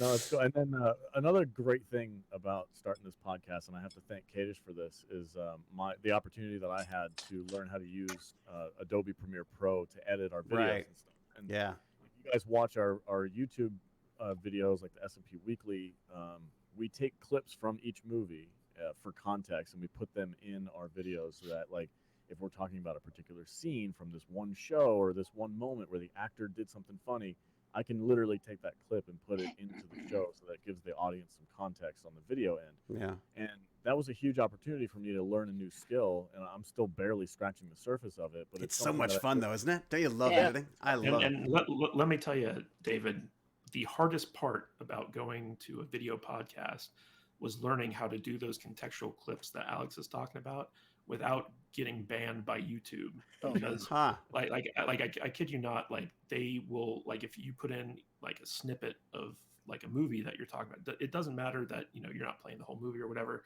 The studio that owns that movie will copyright claim you instantly, and in some Really? cases even block the video from being shown. Hmm. And so I was doing Warner Brothers is notorious for this, and so we were doing an episode about like box office bombs that were like sequels, or box office bombs that had Jupiter Ascending in it. Right. And when I was weird. yeah, when I was editing that episode, I would upload it, and this was when we were still doing audio, so I was just taking like big clips from the video and putting it into our audio only, kind of video that we were uploading to YouTube. Right. And it kept getting claimed and blocked, and so I would have to go back and re-edit the clips. And I kid you not, it took me 3 weeks to get this video uploaded. Really? Because I had to keep going back in, and I eventually figured out the formula to use these contextual clips under fair use without getting slapped down by YouTube. Was it just a matter of how long the clip was, or? Yes, and also the order in which clips can be edited together. And Really? It was a real pain in the butt. So there you go. There's your side hustle right there. You got to teach people how to do this side of stuff, and you make a fortune. Yeah, I mean the funny thing was like no matter how much I Googled, I couldn't find an answer on like how to get around this issue. And so part of the reason we went to a multi-camera talk show format was so that we had video that we didn't need to have like an entire episode of video dedicated to the movie. Like we could have stuff with us in it and then intercut small snippets of the video in there, to the point where like if you go over like 8 seconds or something like that, that's when you get hit. So we keep everything to like 5 seconds or less just to be safe. Oh my! We never use any audio from the movies because that's a surefire way to also get. Wow, boy, that's very restrictive though. It's extremely restrictive, and it's annoying because it's all fair use, right? Like we're not just playing the movie, we're using small clips to describe parts of the movie or TV show. But if you go past a certain length or use like music that is in the movie or something like that, they will instantly claim your video or block it or something. So that was one of the hardest parts about going to video, was just figuring out how to get around the YouTube restrictions on using this stuff. And in fact, you can't use any of that stuff on Facebook, because we tried uploading our stuff to Facebook. And if you even have 1 second of a studio movie in your thing, you get blocked. So like we were just uploading videos of our stuff without the clips to Facebook, but then we're like, it's not really worth it. Interesting. So it's because what's weird about that is that it's I would have, and I wish that studios could figure this out, that they need to allow this stuff in order to have them promote their films. I mean, this is stuff that you guys are looking at, films that haven't been seen for a while. They'll get people interested in them again. They'll come back. They'll watch them again. This is the whole point of this stuff, is that it's another way of looking at these films. The studio mentality is that you're using our content to make money on YouTube. Yeah. We deserve that money because without our content, you wouldn't be able to do what you do. Yeah. And I always thought that it would be smart for a studio to just offer like a fan license or a YouTube license where like you have people who pay like a yearly fee to get access to use small clips of the studio's content in their YouTube videos and just like make it like a licensing deal or something like that. But like all those stolen clips of video games that have just destroyed video game companies on YouTube. I know, right? Like Minecraft. I mean, thank God they slammed down on those things. Otherwise, it would never be popular. Nintendo's horrible about that, I guess. Nintendo. Yeah. Oh, really? Yeah, Nintendo. That's right. Yeah, that's right. Yeah, they won't let you use any of their stuff. Now, let me just check in. How are you guys doing for time? Because I know I don't want to keep you any longer. I got all day, buddy. All right, great. Then I'll drag you into this more. But everyone else, you please feel free to let me know when you've got to run, because you know me. I feel like I'm dominating the conversation. I should probably let my co-host. No, that's about right. That's about right. That sounds about right. Just answer the questions. It's all good. I've got like 2 questions. All right, go for it. If I drop them in. You got it. Okay. For Alex, you already answered one of them, I guess, with that he's using Adobe Premiere, right? Or no, what was it? Yeah. Yes. Yes. Yeah. Adobe Premiere Pro. And we And use then Adobe earlier- Audition for the audio end of things. Oh, that's so cool. I used that to make music at one point, but that's pretty fun. And then earlier you said that you told your wife that you're going online with David Hewlett, and she said, wow. And are you sure she didn't say who? I'm- Trust me. Oh man, just you've been was holding wondering. that joke this long? Yeah, Oh, the whole man. time. Oh man, it's been terrible. Oh. It's been rattling around. I was in wondering. there. You looked a little uncomfortable there. I thought Okay. that. Yeah, there you go. I have to give my wife credit for me knowing who David is because Yeah. she was a Stargate fan long Oh before. I was. really? Yes. Yeah. That yes, is absolutely. awesome. Yeah. She was like, "Hey, when we were dating, when we finally got married, she was like, "Hey, have you ever seen this show?" I'm like, "Stargate? No, I'm a movie guy. Like I watch movies. I don't really, Yeah. I didn't really dive into the TV show end of Had it." you seen the film? Yeah, the Kurt Russell movie. Yeah, I Yeah. did see the film. Yeah. And when she was like, "Yeah, there's a TV show based off of that movie," and I was like, "No way!" So I Yeah. started watching it, and that's when I got into it. And then she showed me Stargate Atlantis, and I was like, "Oh, this is really cool." And she showed me like Firefly and Eureka and all these Oh, other yeah. really awesome Yeah. sci-fi. Wait, you were in Firefly? I wasn't. Or no. No. No. No. Okay, sorry. I'm just That's saying, Jewel she State. introduced me. Jewel State was Yeah. in that one. Yeah. The Okay. pretty And, one. No, and then when I started this podcast, and and Kadish was like, "Hey, we're gonna start reaching out to people to do interviews," and I was like, "Oh, sweet, okay." I didn't really think anybody would say yes to it, but then we started getting responses to people, and then we had David Hewlett on, and we were like, "Oh my god, freaking McKay is freaking coming on our podcast! This is crazy!" And I told my wife about it, and she about lost it, and she's at the school right now dropping off my kid, and she's like, "This is." How many times are you going to hang out with this guy where I'm not going to be home to like As Oh. much as possible, basically, from my end. Yeah. Now- How do you find getting just- guests? Oh, sorry. Go Yes. ahead. Oh, I was gonna say, David. just for the record, I told my wife you were gonna be on our show, and she was all, "Who?" Yeah. Okay. Good. Exactly. So- That's there more you go. like Yeah, it. yeah. So Yeah. yeah, You and Gimpy she's can not hang a out nerd. together. Yeah. She is not a. We're polar opposites, which is a good thing. I don't think I could live with me. That would be terrible. Yeah. So- God, that Well, sounds like a My disaster for me family too. thinks I have an imaginary friend. Your Because I imaginary friend, told- David. Yeah. Yeah, we were watching C, and I'm like, no, seriously, he's Canadian. He's totally famous. And they're like, oh, like He's that Canadian. girlfriend you had in 7th grade? And I'm like, no, not like that girlfriend from Canada. He's nowhere And then we near as watched pretty. 2 episodes. Well, we watched 2 whole seasons of C, and they're like, man, that David Hewlett's full of shit. He's not famous. And then, I was and then because just they're as they so always small were. episodes. It's true. I have such small appearances in the first. Yeah, it's true. Well, and then as soon as they leave the room, like Snuffleupagus, he pops in and starts exploding stuff. I'm like, no, he's here, and nobody would come. So they still think he's fake. I still In think my I was head. lying about being in season 2. Now, how is it getting guests? I mean, how do you find? Because you had it in with Tropper for. So sorry, this is Jonathan Tropper, who is the showrunner writer for C season 2 Not- and 3. Not right away. We didn't know Tropper at all. Actually, one of the this is kind of weird, and I don't think I should suggest people do this because I'm not sure how professional it is. But Yeah. the actress who plays Henoa, Yeah. Nesta Cooper, Yeah. Cooper or Copper, I think it's Cooper. Cooper. She reached out to us on Instagram, and she was like, "Hey, I watched your season 1 review of our show," and I was like, "Oh my god, we destroyed this show! Like, Right. no, Yeah. freaking hate on us." And then she said, "And I love your season 2 review. I feel so vindicated that you guys actually like this show now." Oh, So that's it was really great. cool.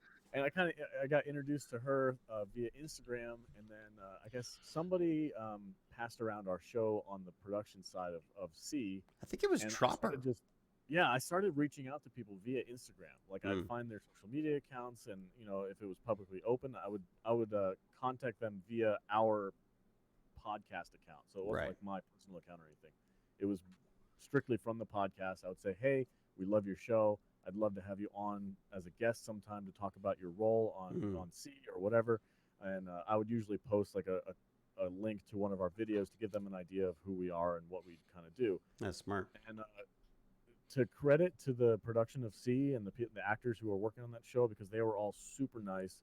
They'd get back to me, be like, "Yeah, I'd love to. Let's set it up. Here's my email." Oh, that's so And nice. I would pass that email on to Kadish as the producer. I'm like, "Hey, this person's interested on coming on the show. Here's their email address. Go ahead and set it up. Whatever date works for them, we'll make it work. That's smart. Yeah. Kadish is our people. Yeah, he's So our when we say, our people need to talk to your people, so Yeah. we'll get everything straightened out. So. Yeah, David, when it comes to booking like interviews, so like when we first started off, we were doing it through publicists. Like publicists would contact us I'm and so be like, sorry. hey, hey, would you be interested in interviewing the Nels brothers, whoever did Fat Man? Yeah, the Mel Gibson. Yeah. And we were like, yeah, we'd love to talk to them. And so like they were our first interview, but we were trying to go through like agents and managers and stuff like that, publicists to try to get people interested. And we're such a, like, our numbers are not enough where like these guys even bother to answer our emails. So like we're not really an interview show. Like it's mostly just us kind of like riffing off of each other. Right. But all of our success in getting people to come on the show have been through social media. So like we interviewed some people from the Norseman show, and that was just like being fans of the show and finding them on Twitter and stalking them and being like, hey, can you come on the show? Yeah. And in the case of you and C and stuff like that, that all came down to Tropper just being an amazingly generous person and being like, He's a nerd. He's just another nerd. He's like, hey, do you want me to ask anyone involved in the production to come on the show? And we're like, ask everyone. Ask everyone. And so like he kind of godfathered us with a lot of these people. And the more interviews we do, the easier it is to book interviews. Like we next Thursday, we have Lynn Kabazinski, and I know Gibby talked about Red Letter Media. Yeah. And Lynn Kabazinski, he's an independent filmmaker. Yeah. He's known for like his best of the worst movies that Red Letter Media has kind of excoriated. Yeah. And I reached out to him on Twitter, and I was like, hey man, like I'd love to have you on to talk about your new movie and like all this other stuff. And he eventually agreed. And so it's just a question of like, if you can go to the person you want to interview directly and get them to agree to it, that's usually the best way to go about doing it. Yeah. And that's the film industry too. Still alive? Oh, sorry. No, go ahead. Is that Neil Breen, the one that does the really bad but weird movies? So Neil lives out in Vegas. He's different from Lynn Kabazinski. Lynn Kabazinski is a wrestler, martial artist, filmmaker who did all the stunt coordination for Space Cop, the movie that Red Letter Media made. Right. I know they're different. I was wondering though if you guys could get Breen at some time, because he's that elusive, would have to man. be interesting. He's elusive. Like we're trying to track him down and Nicolas Cage, because they both live here in Vegas. Oh man, Nick Cage would be amazing. Have you seen Pig? Yes. Oh, I have. I think we talked about that. It was like one of my favorite films. Like I'm looking forward to the unbearable weight of immense talent. Yeah, that's going to be a weird one too. That was funny. Yeah. He's just so hit and miss these days. It's just, but yeah, that'd be amazing to talk to him. I wonder what he's like. I have no sense of what he's like. I had a friend who worked with him years ago, but it was... Yeah, we reached out to his manager, and we were like, hey, we live in Vegas. We'd love to talk to Nicolas Cage because we're huge fans. And the manager wrote back to me, and he's just like, not right now. That was a polite way of saying... Well, there you go. I mean, but again, you can't help it. I mean, you could ask. I mean, like, this is... there's often, like, when I can do stuff, I'll do it. When there's... sometimes I just feel weird about things and I don't want to do it, so I don't do it. But it's I think... I mean, I'm sure, Matt, you've had this even just in the film industry. When you want to make a movie and you're trying to get a cast together, the best way to get the cast is to have a direct connection to them. If you start going through agents and managers and PR people, you just invariably get the runaround. And that's why you see people who tend to work together regularly, like you and the Del Toro produce stuff. Yeah. When you find people that you like to work with, you tend to just call him up, be like, hey, you want to do this with me? I just basically just attach myself to his leg, so wherever he goes, he just has to sort of like. Well, when we were talking to Hoon Lee yesterday, we talked about his friendship with Jonathan Tropper and how he's on like every. Like everything. Yeah. He's also fantastic in that. Like his he's amazing. Like just a brilliant. Which one's Hoon Lee? Hoon Lee played Toad in season 2. Dude, I love that guy. He was in a movie I loved called Banshee. Not movie, a television Banshee, series. which was also Chopper. That's Chopper as well. Yeah. Jonathan Chopper as well. My gosh. Yeah. I didn't even know I loved Chopper. Now I know I love Chopper. And he's also just done The Atom Project with Brian Reynolds. So you can get him on to talk about that next. That'd be freaking amazing. Yeah, I already reached out to his people, asked if he'd be interested in coming on to his talk people. About that show.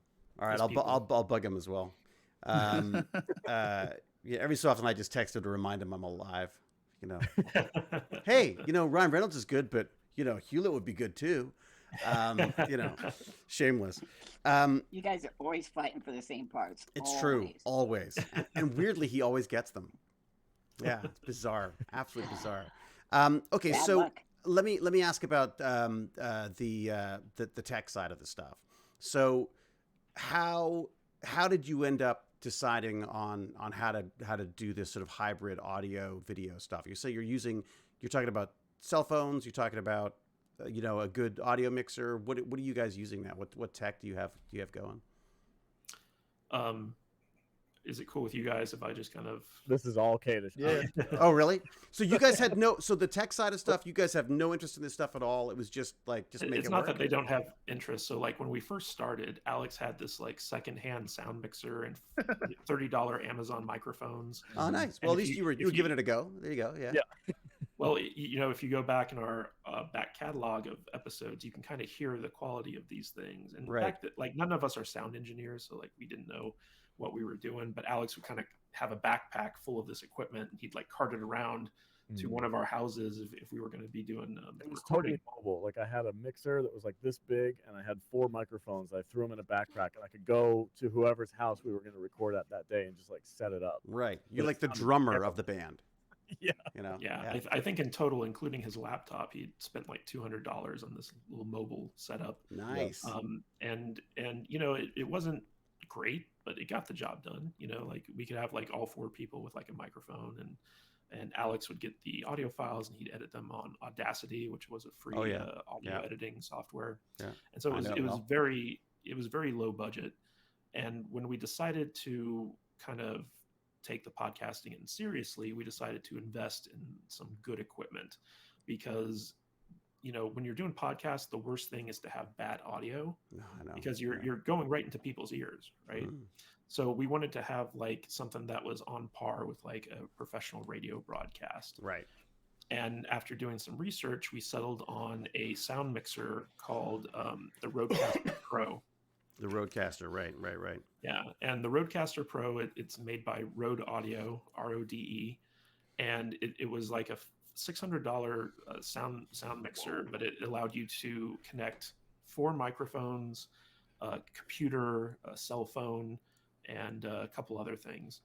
And it also had a little soundboard on there, so you could put on sound effects and hit a button, and the sound effects would play. And it was a very fully featured audio mixer. And so we invested in that, and that's kind of our major soundboard thing. All of our audio goes through the Rodecaster Pro. Right.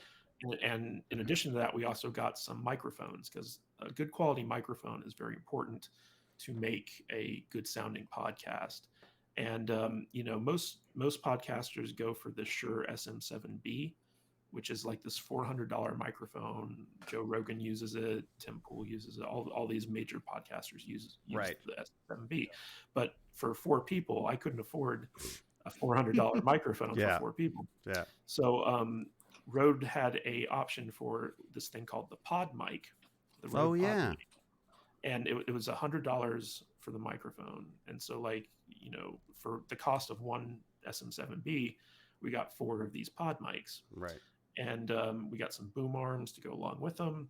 I know you got some serious, like heavy duty looking arms there. I saw. Yeah. Yeah. So like our initial setup was just the Rodecaster Pro, the 4 mics and the 4 boom arms. And Right. I also bought a conference table for us all to sit at, and I could drill holes in it to make sure I could run the wires and stuff through. And that was our setup for the first Right. year of doing the podcast. And I can't sing the praises of the Rodecaster Pro enough. Like that, it's Really? just such a great, because you can actually record onto micro SD cards, like this one. I don't know if you Yeah. can see it. But you pop this right in the Rodecaster, and it records right onto this thing, and then it also records all the separate channels, so you can be really precise in the editing. So like if Vader coughs while one of us is talking, Which I do a lot. you can actually go into his track and pull out the cough. Right. So like you can't hear it in the final audio. So like it's a very fully featured one-stop podcasting station. And do you use that And for your then- live as well? Is that being used for the live setup as well? Yes. So everything runs through it.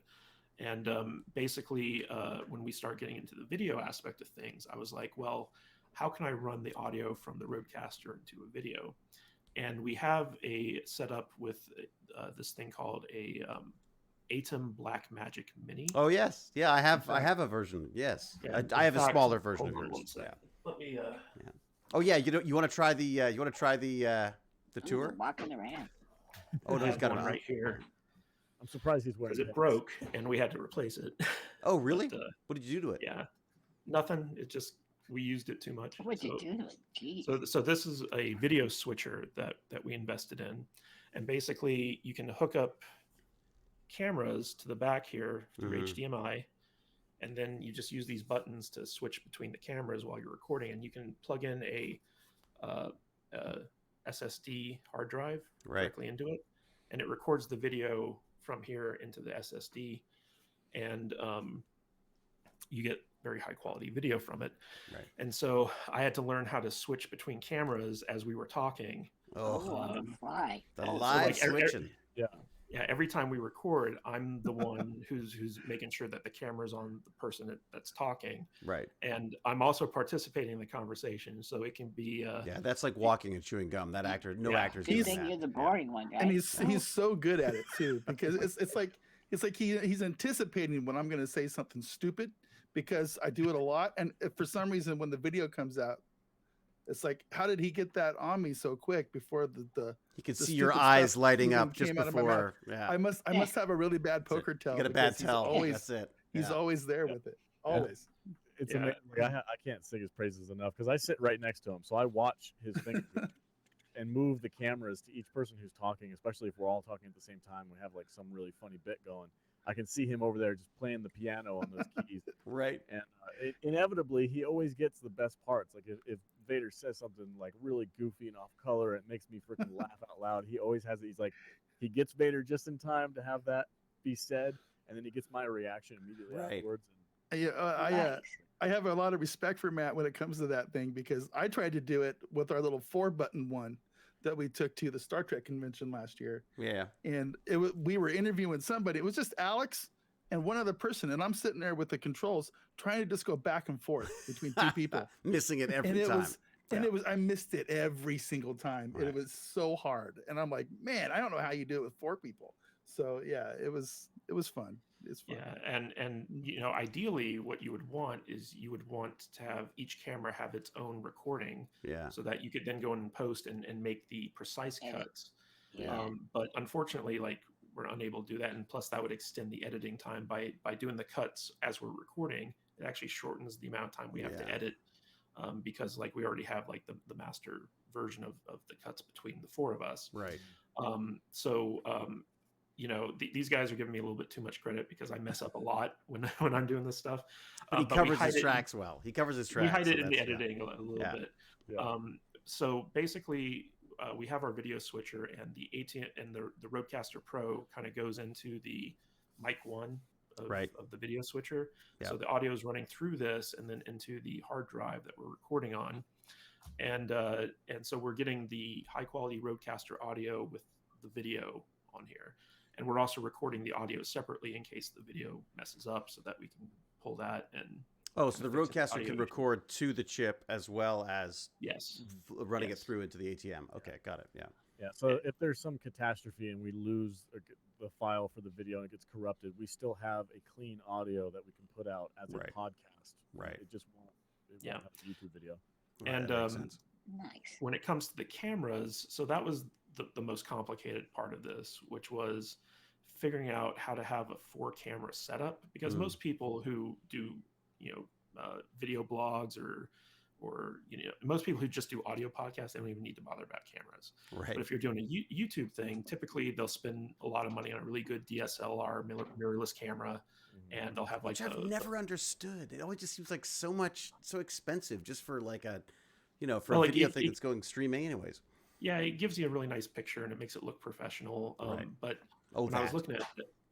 looking at cameras, so like one of the things that when you're doing a prolonged recording session is you need cameras that, number one, have clean HDMI out, which means that Mm. you're not seeing any of the data from like Right. the battery power and the Right. the Yeah. aperture and stuff. Battery low. That's all Yeah. you need in the middle. Yeah. But also you need something that can be charged while you're using it. Otherwise, you're reliant on battery power, and battery power can get sucked up really quick. It's if you're not amazing how it careful. fails whenever you need it. Yep. Exactly. And so like and you also needed stuff that wasn't going to shut off automatically, Yeah. like when you're recording. And Because so a lot like of the DSLRs used to overheat and shut down, didn't they? yeah. And so like there's a lot of there was a lot of technical factors that went in, and that's why it took me like a year to kind of figure out the audio setup. And one day I was like, I have my phone here. My phone has a great camera on it.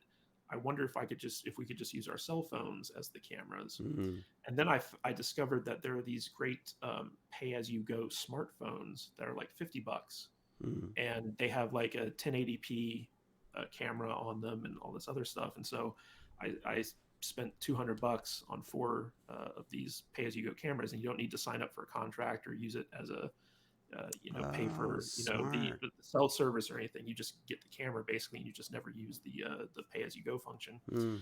And so like they're Android phones, and once I got those, I had to figure out, okay, how do we connect them to the video switcher, and how do we keep them charged? And so like I found these adapters that plugged into the phone that charged them at the same time as they were putting the HDMI out. Nice. And so that solved that issue.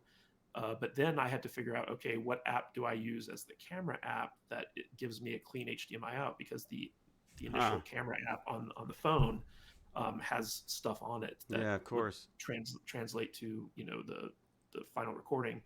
And so I finally found an app after tons of research that gives you a clean HDMI out, and you're able to charge it while you're using it with these special adapters.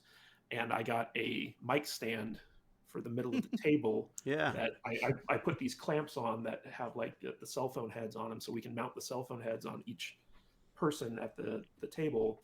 And that's our camera setup. And so like when I first kind of jury rigged this thing together, I had no idea if it was going to work. I was like, I could have just spent all this money on something that's going to fail miserably. But luckily we kind of figured it out. Like we had some technical hiccups as we went, but overall our camera setup, or our podcast setup, is a Rodecaster Pro, PodMic microphones, an ATEM Mini Pro video switcher, and 4 pay-as-you-go smartphones as our cameras. And that's pretty much the gist of it. See, I love that, because all of a sudden that's in the realm of possibility for anybody who wants to get into this stuff. You just have to add all the hard work and expertise. And honestly, like all you really need to do a podcast is like a cell phone and a mic. And it can be like a cheap like lapel mic or something like that. If you're doing an interview, figure out a way to split it so like you have 2 people on it. But our setup is very unique in the sense that we don't see anyone else on YouTube with a setup like this unless they've spent like Joe Rogan levels of money on their setup. I had no idea that you were doing it that way. Like I had absolutely no idea. Like it's brilliant, because I see so many people spending a fortune on these stupid giant DSLR fancy cams, and it's just like I even looked at like kind of like the low end streaming cameras, and they were like $500 a piece without a lens. And the lens was like an extra the lens was like an extra like $300 or something like that. So like if you take $700 and multiply that by 4, it's impossible. It's way out of the realm of the budget, So the workaround was like, so we're not doing 4K video, but like you don't really need 4K video to get across a podcast. So I don't need to stare that deeply into your pores. Yeah, I don't. Yeah, exactly. Yeah, but we do. Although that beard, I don't know, Vader's beard, that would be in 4K. That would be hypnotizing. Majestic. I need like another couple inches.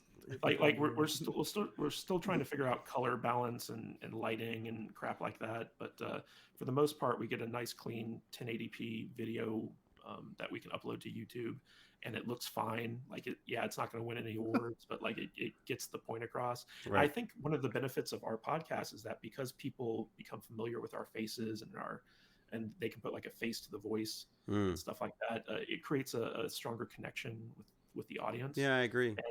And when people do find our podcast, they tend to really enjoy it. And I think it's because they're able to form those connections with us because they can actually see us. And whereas with most podcasters, you just hear their voice. So we try to cater to both ends of things. And I would not recommend most starting podcasters do that. I would say focus either strictly on video or strictly on audio, because trying to do both at the same time is a real challenge. Really? Oh, that's interesting. Okay. Yeah, because I work from home and I'm a writer, so like I make money off selling Oh, I my have books. so many questions for you, Matt. Oh, we're gonna be talking writing bandits another day. You wait. Yeah. Okay, I so need to talk to you. Like if it was just Alex and Vader trying to do this, they wouldn't have the time to do everything that we need to do both video and audio. So I have this great picture of the, basically it's Alex and Matt sitting in front of the setup, but I want to share it with everybody, but I don't know how to do it. I think you can actually it's click on my- if It's on my your phone. I see. Yeah, so I We've need got to like some send it. photos. I want to send it to somebody so you can screen share it or something. So. Well, I have a bunch of photos. I'm going to see if I can do this without either exposing my entire computer to the internet or. And by the way, David, the video that is uploaded there, both Alex and Vader are kind of drunk in it. So good.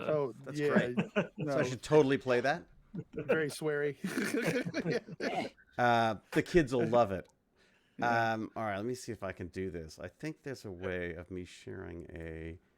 It was funny too, because like Katie said, like Matt and I both have full-time jobs, so we're not totally aware of what he's doing while we're at our normal gigs. This is true. He's right. Just at home all day long, and he's like, "Hey, I think I've got this video thing set up. The next time you come, just be ready to be on video."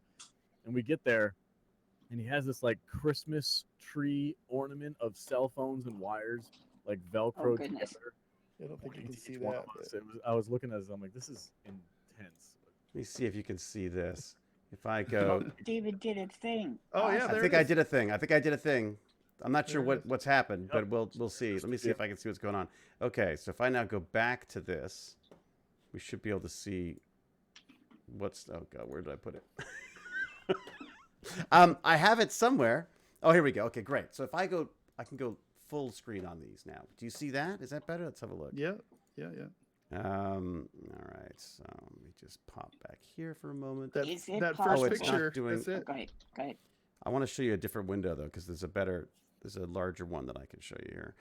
You guys have curtains and everything in a They got stuff going on. They have got stuff going on. All those curtains are actually soundproofing. Like we bought some very expensive soundproof blankets to hang to kind of get rid of that echo that we told you about, because based off of where we're sitting and the direction of our voices, it was bouncing off the walls, and we have very high ceiling in our studio. Right. So we hung up these sound blankets to absorb the sound to get rid of that echo, and then we do post-production processing on the audio to remove any of that stuff.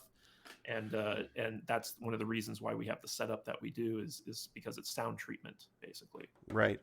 Now I can tell who Alex is, just because he looks like a guy who drives trucks. So I'm going to bring that back for a second. I think I can give you a larger. I can't either. David, you're muted. Oh, how did that he's happen? doing that mime thing again. Oh no. It's his acting. There's the table. The tree with the It's definitely a table. Am I back now? Yeah, that's the conference table that we bought for the studio. And Vader and Alex, their stations have these like low key boom arms, whereas Jude and I have like the regular boom arms for our mics. And do you have to use the physical buttons on this Rodecaster, or can you do it in software? I'm really stinky at. Go ahead. You can do it in software. There is a software that does everything that the ATEM does everything through the software.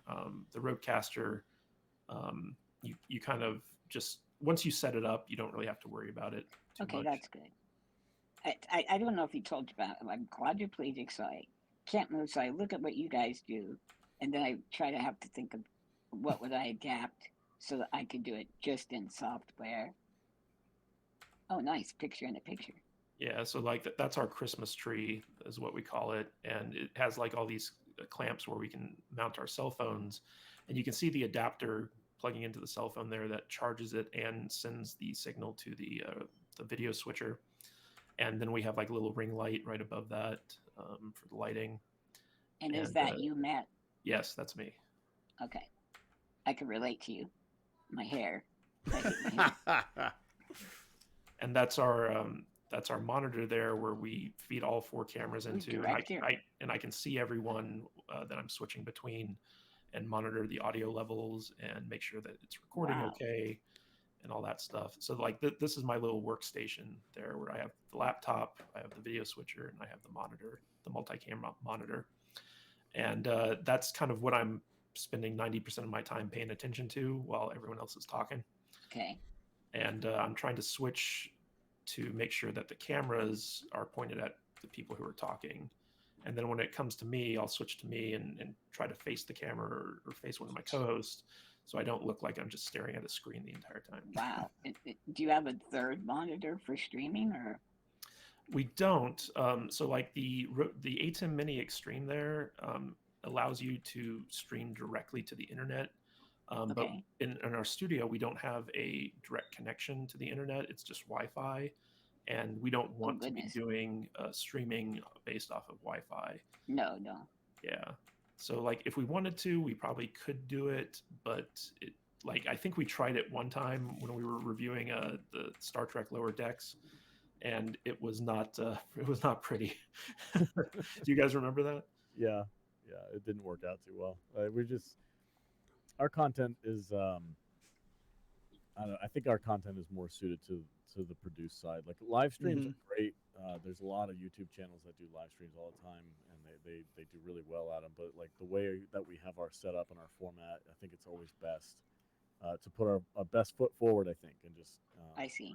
produce the content and put it out there for people. I think the live streaming stuff is good for interacting with your fans and the people who watch your show.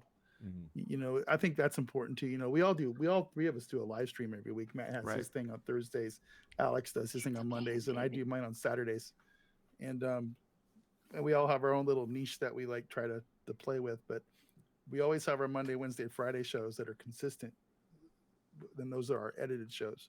So but we always Does try David to know nobody can hear him? No, Yeah, I think everyone can. They can hear me. David, Okay, you so I- can't hear He me. knows audio. ASL. No, You no, can't- do you? You can't hear us either. Oh no! what's going on? That's weird. Even I'll put it in the he hears chat. All right. everyone. I think Okay. I No think one can hear No. stream can hear me. Oh, the internet is fun. Can hear This me, is so awesome. Audio is great. but you can't. Did you guys Need know that to David was reconnect. in a seminal movie called Scanners 2? Oh yes. In fact, in one of our interviews, we edited in clips of him from that movie. Now, I heard that he had to get constipated to get that particular role Right. because he was like bearing down. So I've just much. lost the podcast to Gimpy G now. This He is had to great. get the vein popping out of his head. Yeah, he had okay. to get the forehead and neck vein Let me simultaneously. see if I can refresh here. Go ahead. Sorry about that. No, I was gonna say, how can the stream hear him, but we can't hear him? I don't get it. Can you guys hear me 'Cause now? I got the stream up. I don't. Yeah, the stream can hear, but Say for some something. reason you guys aren't. Oh, I can hear him on the stream. Oh, you That's weird. can. Yeah. Okay, Yeah. so what are we doing wrong? I think, unfortunately, when I I didn't share touch a anything. window, for some reason David, you might want to check your settings to make sure that your microphone wasn't switched when you went over to like the screen share. Let me check. Yeah. Yeah, let's it's- check. No, I it can works read fine. Lips, so he's It's saying, here. The watch problem my is movies. that when I shared the I'm screen excellent in with them. it stopped them from Nobody hearing holds me. a candle So, hang on. to my a skills. sec. All right, hang on a second. So, Something like skills. I Too need bad to they boot let women them all and act have now. Yeah, them David, David, if you click on the little like gear icon to call up the settings, make sure your audio sources is set to It your is. mic. It is. Yeah, he says, yep. All right, It hang is. on. I need to do this. I need to boot and start Do we again. need to reconnect? Yes. Okay. Oh, we need to reconnect? Yes. Yeah. All right. Yeah. So Okay. I guess I'll hang up and come back in. Yeah. Perfect. Okay. I think that's the Fantastic. problem. Yeah. Hanging up. This is the bug. Right. So tell me when you can hear me. All right. So yeah. So apologies for that. That seems to be the bug with Video Ninja is that once I've shared a screen, it seems to for some reason stops everyone else from hearing me. You guys can hear me, but no one else can. So they've all been booted. They'll all come back again now, and it should be working fine. Is the hope. That's the hope at this point anyway. So we'll see. These are the joys of using technology that I have no idea what works and what doesn't. Captain Catherine is enjoying it very much. Good. Oops, lost them. I need to boot them all and have them reconnect. There you go. Hey, Vader, you back? That was weird. Yeah. For some reason, when I share the window and I stop the window sharing, for some reason you guys all stop hearing me. It's the weirdest thing. It's still streaming fine. Everyone else can hear us. Everyone can hear you. Everyone can hear me, but you can't hear me. So there's some kind of a weird thing that happened. Huh. We did it. The same thing happened yesterday, and of course, it occurred to me as soon as I shared the window. I went, "Oh, damn it! Of course, I should have shared it in the what's it called, OBS instead." So apologies for that. Well, now I'm on the top row, which is better. Yeah, you've got seniority. It's true. You've got seniority now. It's true. And Gimpy G is at the bottom. See, this was all just yeah. I love the way Gimpy G just leapt in there, and it was his stream. He was just he was running with it. He's talking mad trash. That was magic. Mad trash. It was magic. Absolute magic. I know. As he started, I started going like, "Oh no, where is this gonna go? Where is this going? I'm gonna have so much editing to do." Well, look, I should not be keeping you any longer because I've kept you for far, far too long. But look, I thank you so much for doing this. I apologize for the usual technical issues. Always adds a certain amount of hilarity to these things. But I think the thing I'll say to everyone is go check out the Salty Nerd podcast. It truly was one of the most enjoyable online experiences I've ever had, and so much so that I stayed for a good couple of other episodes, didn't I? Yeah, that was funny. You're just like, "What are you guys talking about next?" And we go, "RoboCop movies." And you're like, "I love RoboCop. In. I love RoboCop." Yeah. And I apologize. I've wanted to get in on that Doctor Who stuff and things, but I just the filming just was insane. So it's not the first time we're going to talk about Doctor Who. I'm sure. Yeah. Are you guys all Whovians now? Should be Doctor Who. You're all massive Doctor Who fans now? Is that Jude is a Whovian now. Yeah, Jude got hooked. I need a little bit more convincing. I'm gonna watch some more before we get into it. Yeah, I mean, let's face it; those new doctors are not hard to look at. So I think that definitely helps on the female Whovian fans. But look, thank you very much. I will no doubt. Well, if you don't mind, I'll check in with you again in another period of time and see how you're doing, what else you've learned, and what other things you've got to share. Anything, what would you like me to share with people? Just head to the website, check out the podcasts. saltynerdvideo.com is our YouTube channel, and saltynerd.com is our website, and there's links to everything there, including saltynerd.com. It's in the stream. Including all our audio stuff. So everything's there. It's all up to date. I know I would be remiss, and Matt probably would. He's probably going to talk about it too. But I do know one thing we're trying to do is get accredited as actual movie reviewers. Oh, and to do that, we need. That's a thing. Yeah, that's a thing. And at Rotten Tomatoes. At RottenTomatoes.com, and we need 200. Okay. We need 200 5-star reviews. Okay. At Rotten Tomatoes. No. We need 200 5-star ratings on Apple iTunes. Podcast. See, this is why I don't plug things, on Apple because I do Podcast. terribly. Okay. Yeah. I can do that for So sure, if you but- have an Apple device, just head on over to the Apple Podcast app or iTunes on a PC. Okay. And search for the Salty Nerd Podcast, or you can go to saltynerd.com/rate RATE, and that'll take you to the Apple Podcast place. And we don't even need reviews; we just need the 5-star ratings.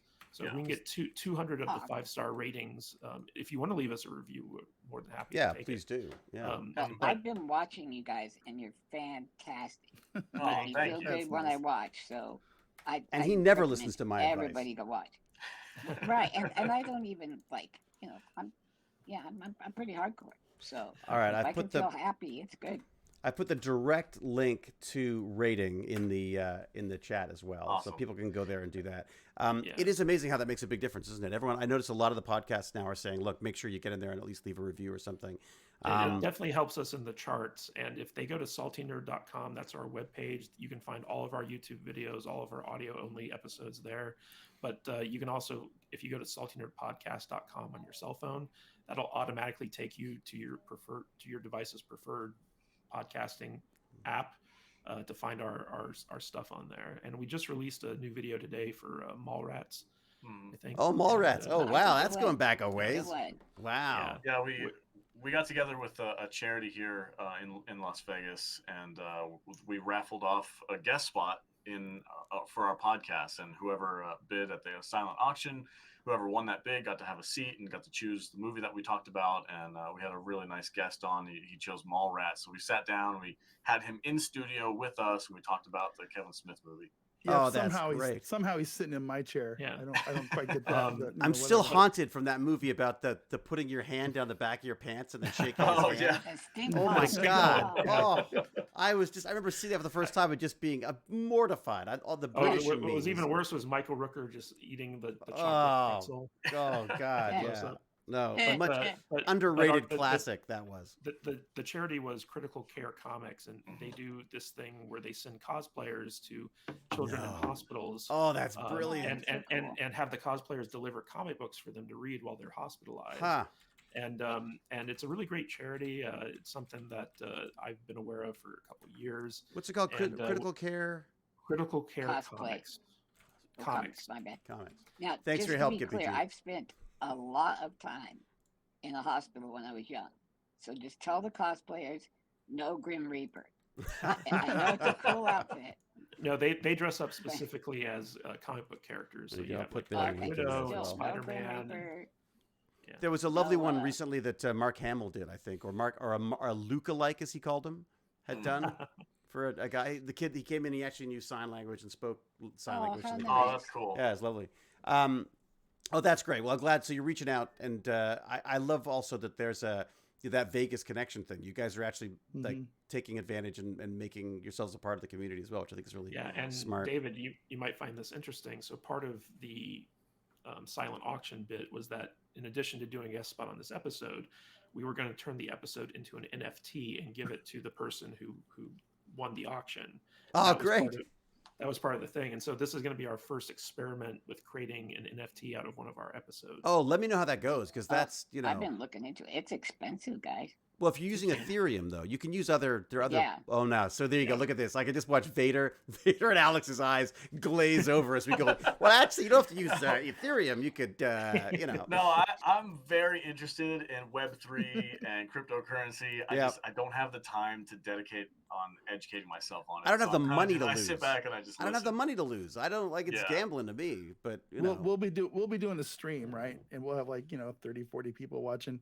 And then Matt will start going into NFTs and crypto, and the view rate will go from 40 down to 12. Oh, really? Like 30 seconds. No, because the funny thing for me is on Twitter, I mentioned NFTs like once, and it was like this. It was like the heavens opened, and people just rained down on me in this about how I'm a terrible person because I mentioned NFTs and stuff. I was like, it's for kids. It's for the tech bandits. That's why you and Matt are going to be best friends. That's it. So it's all good. Look, I mean, can people buy those T-shirts at the saltynerd.com? We're actually doing some special T-shirts at saltynerdstore.com. Where we're selling T-shirts for our Buffy the Vampire Slayer and Eureka reviews. Nice. So we made some special limited edition. Yeah, that's what we're focusing on this month for the members area is Eureka, and we have a really cool Global Dynamics T-shirt that's going to be up soon, and it's going to be exclusively for the month of March. So after March, we're taking it off the store. I've actually seen a few comments in the chat that they want these T-shirts. So yeah, I think you should totally do it. Absolutely, we might be peer pressured into making these public. There you go. You see how subtle I was about that. Now, wait a second. Eureka. What was the name? Who was that wonderful guy who was the lead? Craig Ferguson. Craig, have you talked to Craig? We have not. No. Do you know him? I do. Let me see if I can. we will would love to have him on. I will wow. try. I haven't spoken to him literally in a decade, but Oh, man. if the email still works, I freaking love that guy. He is one he's of great. the Yeah. just loveliest people that I've ever had the pleasure of running into. And I never did a Eureka. So I should just email him and tell him he's a jerk for not letting me on. So, but let me, or maybe I can get him on social media or something. But because you would love him. You'd love him. Colin, yeah, Colin I would- Ferguson. Yeah, I Colin would Ferguson. love That's to. it. I would love Not to Craig talk to him. Ferguson. That's right. He's all. I don't know him. That- Yeah. That's a my different bad. guy. I'm terrible with Different names. guy. It's called. Yeah, I was gonna say. I'm like, I'm pretty sure it's Colin Ferguson. He's awesome in the show, and I would love to have an opportunity to talk with him. And it would be another one of those actors who, when I told my wife, "Hey, babe, I'm going to talk to Jack Carter from Eureka," yeah. she would lose her freaking mind. Oh, my wife. My wife would be like, "Oh, I'll talk to him too." Yeah. My wife would be who? Yeah. Yeah, Wasn't he the you're gonna love Maytag repairman for a while? Yeah, he was. Yeah. Yeah. Yeah. I was like, you're going to love this. So we interviewed the showrunner and creator of Norseman on Netflix. Oh, yeah, John, yeah. John Iver Helgaker. yeah. Mhm. And we actually pitched him our Viking cop idea, and he was like, "Oh, it sounds really good." Was it said with the same kind of passion that you just gave it, or is it? That sounds great. Is the podcast over now? Yeah, go ahead and do Yeah, you should totally do that. Sounds like a great idea. Bye, guys. that. Viking cop. I could see that. I could see that working. Well, yeah. So Matt Vader would play Viking cop. Yeah. And he's basically a Viking in modern day as a police officer. Just And, breaks things with axes and stuff. Yeah. Yeah. Well, it's basically like imagine like a typical like cop show, but everyone's a Viking or a Norseman or something like that. Okay, so instead of the Irish coming over here to New York and taking over that position, it would be the Vikings. That would Yeah, be but awesome. like instead of a gun, he has an axe. So it's like give me your badge and your axe type. And thing. every single Oh. homicide is with an axe. Sure. It's just an axe sticking out of every body that they find. like there's so much death in battle that they don't even investigate homicides. That's right. It's Yeah, just homicide, theft. who cares? It's just theft or or home it's- invasion. it's- Yeah. Yeah, it's like neighbor disputes or noise complaints or something like that. Yeah. My goat's missing. That's it. There's like 10 dead bodies, but the goat's gone. Yeah, that's it. That's exactly right. Yeah. Have Well, you look, guys thank you watched again. Peacemaker? I'm sorry. Oh, sorry. Peacemaker. Yeah, it's Have you fantastic. Yeah, guys we been reviewed watching it. that? Yeah, Oh, okay, we actually reviewed all 8 episodes of Peacemaker, and Alex hated it at first. Oh, Alex. What? Eventually he got- It took It's me a like I while. don't It know did you. take me a while. Yeah, I thought they went a little bit overboard in the first 3 episodes. I think it was too like in your face brash. I think they found their balance later on in the Although, show. and it like, started like growing. our episode 8 review of Peacemaker, all of our fans told us that's one of the funniest episodes they've ever heard from us. Oh my Oh, God. God. So, yeah. So All right, like, I got to hear this because I've if- just finished that. I've just Yeah, finished if, it. And if you check out our episode 8 review, Vader introduces was it garbage with a French accent? Oh, Jesus. garbage. Yeah, Mais oui. garbage. No, that was the buddy cop episode. Oh, that was the wasn't buddy Yeah. cop. Yeah, Yeah. yeah. I forget, but Vader and Jude were just on fire in our It was. Peacemaker episode. Yeah. So. There was we absolutely loved that. I mean, it was, as I say, I was with you there to start. It was a hard one, but now I swear to God, me. John Cena is like my favorite actor now. Like Yeah. I think he's an absolute genius. I He's was- his own I was straight shocked. man. Yeah. Like Have you seen the outtakes where he's just basically like he never breaks character and he Yeah. just starts ad libbing? oh yeah. It's Oh, incredible. really? Yeah. Oh no, it's beautiful, absolutely beautiful. And then Heyerdahl from the old Stargate days is there as the he's the head cop, the bad head cop. Not bad. Yeah. No, I recognized him. He was he played like multiple different characters. Yeah, he was Stargate. multiple wraiths in Yeah, Stargate. He was so. different wait. race, but he was also in the pilot episode. He was like the dad. From Oh, the that's village. right. Of course he was. I forgot about that. Oh my God, that guy never stops. It's amazing, and he's lovely too. Another great person. Is that the guy that was in Hell on Wheels? Yep. He was like Yes. the bad guy. He was Yeah. the Swede. That guy's in Hell- everything I He love. was also He's in like some of the crazy. Twilight movies, I think, or something. Like he's done. He just shows up in like random stuff. Like Yeah. he's one of those character actors that is just like amazing. He's also like Yeah. crazy wise. He's like one of those guys who sort of, like you're Really? talking to, and he'll say like, "Well, what you've got to do is just, tune yourself more to this," and you're like, damn it, he's completely right. Well, Like it's, you know, have like, you seen the outtakes with him from Peacemaker? oh yeah. Like there's a scene where he's just kind of going off script in the the At the press release? conference, Yeah. and you can see like the actors behind him trying not to laugh. Trying as not he's to talking laugh. about like Yeah. washing his body and stuff like that. Oh yeah, there's the guy on the right who just can't keep a straight face, and you can just see him going like, "I'm gonna get fired, I'm so fired." I don't know what they're gonna do next season. I'm very curious to see where they It'll go be with that. interesting. Look at that. See how quickly we devolve into a salty nerd podcast. All right, get out of here. Thank you so much. Really appreciate it. thank you, guys. Sorry for the usual technical issues, and you know, maybe one day I'll start looking professional when I do this as well. You know, so. Well, if you ever want any help, David, I'm available. Oh, you know it. I Well, charge this- $80 million an hour. This is the start of it, you know. Hey, and when am I coming back for the podcast nerds? What do we got? What do we got lined up? Anything good? So Is it Cube next? I think we talked about you and your friend Vincenzo. Yeah. Yeah. Vincenzo coming Yeah. on to talk about Cube, which is a movie that I absolutely love. And we'd love Have you to talk seen to the you remake about on Netflix yet? it. No, I didn't know. Yeah, there there's a was Japanese remake that apparently is Oh on my God. Netflix now, and it's rating Wow. really, really high. And apparently, it's just a remake, like literally it's the same thing but done, you know, like a modern version of it. So, because it was huge in Japan, right? Well, it's a great movie, and in fact, it's kind of funny because Nicole DeBoer, we see her like every year at the Star Trek convention because Oh, yeah. played course. the Dax replacement on Yeah, on Star just Trek after DS9. Cube. It happened just after Cube, I think. Yeah, and I actually I sat next to her like one year at a bar, and I bought her dinner, and she was a very nice lady. No one ever and buys me dinner. We'll buy you dinner. We'll buy you dinner. You come out to Vegas.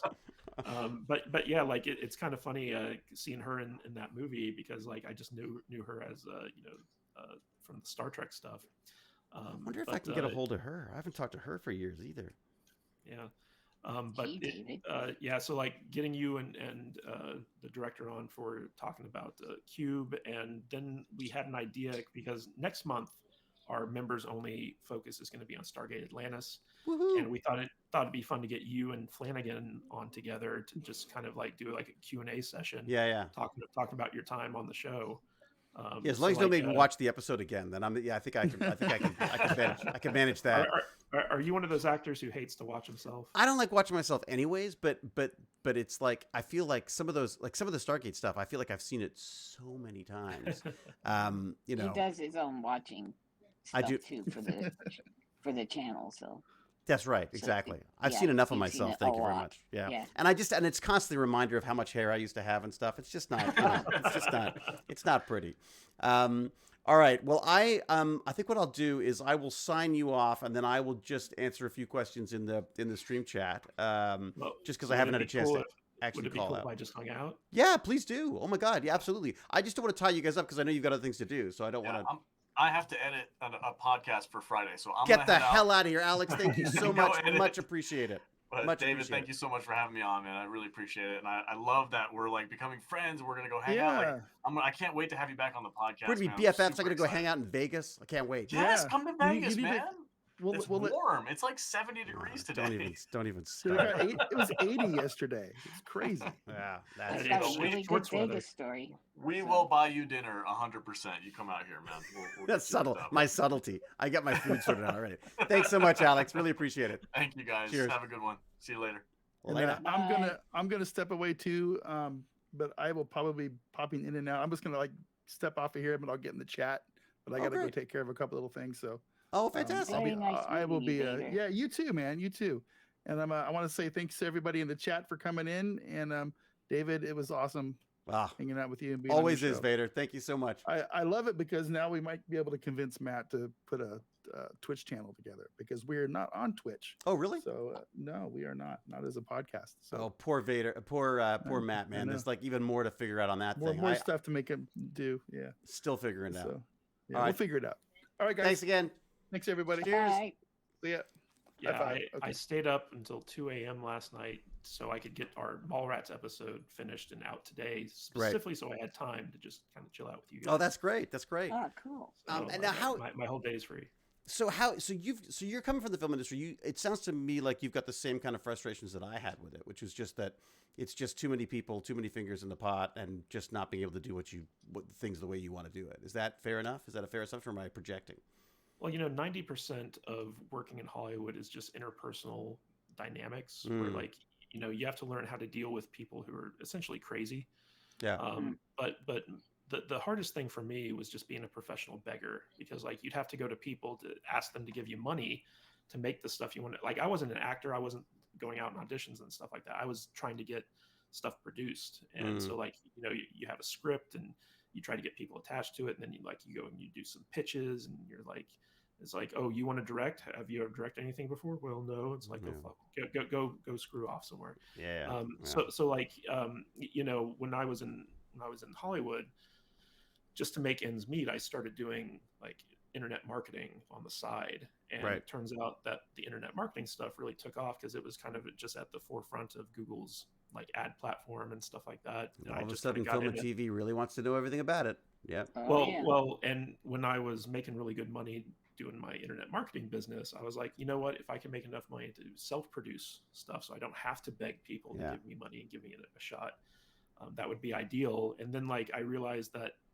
being my own boss, running my own company, was so much easier than dealing with some of these idiots in Hollywood. So I was like, you know what? I'm just gonna do my own thing instead. So. It's funny though, isn't it? Because it's one of those things that I wish there was a way. I mean, I feel like I'm constantly trying to simplify my approach to the industry, if that makes sense. Like, and my wife has continued and really pushed into films because that's what she's always wanted to do. I've always done films, and now I find myself much more excited about what's happening online with this kind of stuff. It's weird working with Alex and Vader because they don't have a background in the entertainment industry. They're just working class guys who I started this podcast with, and as I've been introducing them to elements of Hollywood, they're just like, oh man, this is crazy. Like, I don't know how you did this stuff for so long. Right. So like it's there's definitely a learning curve there. Working in film and TV, it's like everyone wants to be the guy in charge, right? They want to be the one who's contributing to the story or making the calls. And one of the weirdest things, like I could never be an actor, even though like I was, I had a background in acting before I went into filmmaking. Just simply because like I could never follow direction because I was like, I know how to do this better than you do. And one of those. When you're an actor, the hardest thing is checking your ego and trusting the people that you're working with to know how they're going to make you look as good as possible. Because when I was directing like stuff, Jared Leto. Yeah, when I was directing stuff, I was always like, my job is to make sure that the actors and the production and the story, everything comes off as good as it possibly can be. Right. And that's the real challenge sometimes, is because you get people in the industry who are more focused on kind of promoting themselves, whether it be financially or like whatever, at the expense of other people. And that's when you run into these situations where I think it was Gene Hackman who like he would test his directors to see if they were idiots or not. And if they failed the test, he would just take over and direct the other actors and himself. Oh God. And the director would just be relegated to being like a presence on the set. Oof, and a lot of big time actors, I think, kind of do that, where like if they're not sure that the director they're working with is any good, they'll just kind of like do their own thing or not listen to him or like what have you. And so like to me, it was always important that like I let my actors know, and in this case, Alex and Vader, that my job is to make sure that they look and sound and come off as best as they possibly can in the finished product. It's interesting. I think the ego thing is huge. It's absolutely huge. And managing people is very difficult. I think there are actors I think who like to be directed. There's other actors who just I mean, I don't think I have any, I want to do what they want to do type thing. I mean, in fact, when we were talking about our Mallrats review, one of the things I pointed out is that Kevin Smith is a very good storyteller, but he's really bad at directing actors because the level of acting ability in Mallrats varies wildly. And so like if he casts people who are good actors, they act good in his movies, but if he casts people who aren't good actors, they don't act very good. And that's just a failure as a director is if you can't pull the performance that you need out of the actor. then you're not really an actor's director. Mm. You know, like there are different types of directors, because it's funny. You have like the storytelling directors, who's like the writer who's directing, and then you have the visualist director who's really good at getting the pretty pictures on the screen. Yeah. Then you have like the actor's director who like usually has a background in acting. He's able to pull those performances out of people. And then you have the rare auteur who's like all three of those things. That's you, right, David? You're the auteur. No, that's the Guillermos or the Vincenzos, honestly. I mean, that's you know, my I think one of my biggest issues is I don't like actors. Like I just don't generally I don't like actors. I don't choose to hang out with actors. I don't you know, it's so I found that working with actors was really tough, because I was like, oh, just shut up and say it. What's the problem? Just like, so I was the worst person to be working with actors, because I always felt that my approach to filmmaking and to all of this stuff in a large way was just about, it's about getting the final product out there. Like, to me, my job is to try to facilitate all of that stuff, whether it's being on a podcast or being in a film or being anything. Your job should be to try to help the group get what they want to get to. That seems to be, you know, whereas I feel that, you know, I feel like there's a lot of people who, I guess they enjoy the process, or they want to talk about it, or they want to, you know, they want to question stuff. I feel like you know, the jobs are hard. If you've got bad lines in a film, it's your job to make those lines better. It's not to change the lines in my mind. But you know, there's better actors than I am who've, I'm sure, done it. So you know. There's actually a funny story from our podcast where, like, one day we were shooting an episode, and where Matt Vader was sitting across the table from me, like I'm the one monitoring like the cameras, right? And he was too far to the left of his camera, so right, like, you know, he's facing to the left, and so like he had all this negative space to his right, right, that just didn't look right. And so I was like, Vader, I need you to move over to your right a little bit, yeah, a couple inches. He's like, okay, and like he moves over like an inch. I'm like, dude, I need you to move over because I need you on this side of the frame. And he nearly lost it. He'd been drinking, and he was in a foul mood.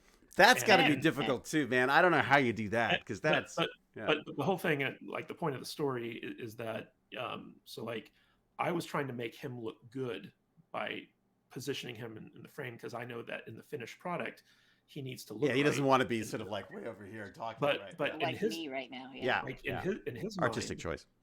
Yeah, in his mind, I was just being an inconvenience, because he didn't want to move over because he was going to be too close to Jude and feel uncomfortable in that position. And so, like, I had to be like, okay, look, we're going to stop recording so I can adjust the camera. So, like, I moved the camera instead of having him move, which would have been easier. But I moved the camera to get the proper framing. And that way, like, you know, he didn't fly off the handle and stuff like that, because he was being a bit of a prima donna that day. But that's just like an example of, you know, working with other people and being like the guy who, you know, I'm going to be the one editing the episode. I'm the one who's like recording it. So I know what the finished product's going to have to look like. And working with people who might not have that vision is 90% of the job, right? Where it's just like, okay, you guys need to trust me that I'm going to make you look as good as possible, even though you know, you're being a surly jerk about it. Yeah, it's like, and also when to fight people and when to work, you know, when to succumb to their stuff. I mean, the other thing I think that I found was that, again, my sort of desire to please, which is sort of inbuilt for me with this stuff, is terrible for directing. Because you end up making all these concessions to try to make things work for other people's ideas and stuff, and you lose track of what was, you know, what the original. And the opposite end of that is like you're completely inflexible, and everyone just feels like you're being like a tyrant, basically. Yeah. Again, I feel like I think there's a lovely balance. Like I love watching Vincenzo work, because he has this amazing ability. People want to please him. They want to get it right for him. And people will come up and say things, and if he thinks it's right, he gives them full credit and they go with it. If he doesn't think it works, he says, no, I don't know. No. You know, and it's just, he's not afraid to say no, but he's very polite about it when he does. And everyone understands that it's not, you know, it's not really a debate thing. It's, you know, well, even when you're directing like a big movie, you know, I don't think people realize, like, I think a lot of people are under the mistaken impression that directors just tell people where to put the camera. Yeah. But, Yeah. but you're dealing with all of the department heads. You're juggling. You're putting out fires. You're dealing with the studio or money people. You're dealing with the actors. You're dealing with trying to hit your schedule and stay on budget and all this other stuff. Like the director has so many balls up in the air that he's juggling, that when you cast actors who just kind of go off and do their thing and you don't have to spend time with them, like that's a blessing in disguise. Oh, it's so great. Yeah. When you have department heads who know what they're doing and like you don't need to handhold them, it's so much finding better. your team. I think finding your team is a difficult one. Totally. And then do you find we're going to do, by the way, everyone, just so we know, Matt is also a what would you call yourself? A professional independent publishing author? I'm a novelist. Novelist, I guess, is a much more concise way of putting it. That's why you're the writer and I'm not. And so we're going to be talking. We're going to be talking writing bandits again. I'd also love you to meet. You've got to meet Crow Scratch at some point too, because he's also another fun fellow who's in the same sort of sphere. Let me go to the chat and just have a look and see who I've missed and what I should be, catching up on. Stormtrooper, thank you for your bits. Wonderful things to you. Well, all but wonderful. Yeah, well, we'll see. Unless it's Cal, who's our fabulous moderator. Vader went in the chat and he was like, "What do you say about me?" Oh yeah, he's difficult. That Matt Vader, man, he's hard to work with. Hard to work with. He's the what is it? He's the oh god, what was the commentator? What was the film we were talking about when we were chatting? The documentary on Val Kilmer. He's the Val Kilmer of podcasting. There you go. Oh yeah. So, He's oh my God, Huckleberry. lots of subscriptions and stuff. So, Stormtrooper, thank you very much. Cybersonic, thank you very much. Watchers resubscribing for some reason. I can't believe you came back. APC, Burning Net. That sounds cool. Wolves Den. Oh my God, there's so much. Last Atomic Tech. Eric Rish, something like that. Though that Fay. That sounds France. That sounds very French. Hello from France. Look at that. See? French. It's French. It's terribly French. Bonjour. Comment ça va? Matt Vader. What? You're following me? I should have known. Oliver the dog. Ultramat. And then we're back to... That's me. Yeah. Oh, you're Ultramat. Yep. Oh, very good. Nice. And you guys haven't got into Twitch yet. Well, Vader started doing Twitch, but we wanted to focus on growing our YouTube channel. Right. Because Twitch is just another outlet, and it doesn't have the discoverability YouTube Oh, does. it It's more of a discoverability. challenge. Yeah, Sucks it's more for of a that. challenge Yeah. to find an audience on there. Yeah, I agree. So we put Twitch on the back burner to be like, okay, once we get our YouTube stuff sorted out, then we'll start looking into Twitch. Yeah, I think people tend to be doing if you're doing like the live stream and then you would edit it for YouTube. That's what I should be doing. And of course, again, all of these things that I'm learning that I'm hearing from you and that I'm seeing you guys do are things that I don't do. But again, I also have the luxury of it not being my, I do this because I love doing it and I just it's a hobby enjoy it. for you. Yeah, and I love having the kids to chat about and stuff as well. So, let's see. So Twitch is for games. Is it? Yeah, I mean, there's a lot of that. I don't do a lot of watching. I don't watch a lot of gaming anymore. I'm like, thanks to my stupid latest medications, I've got slight vertigo. So I can't, gaming is just like a nightmare to me now.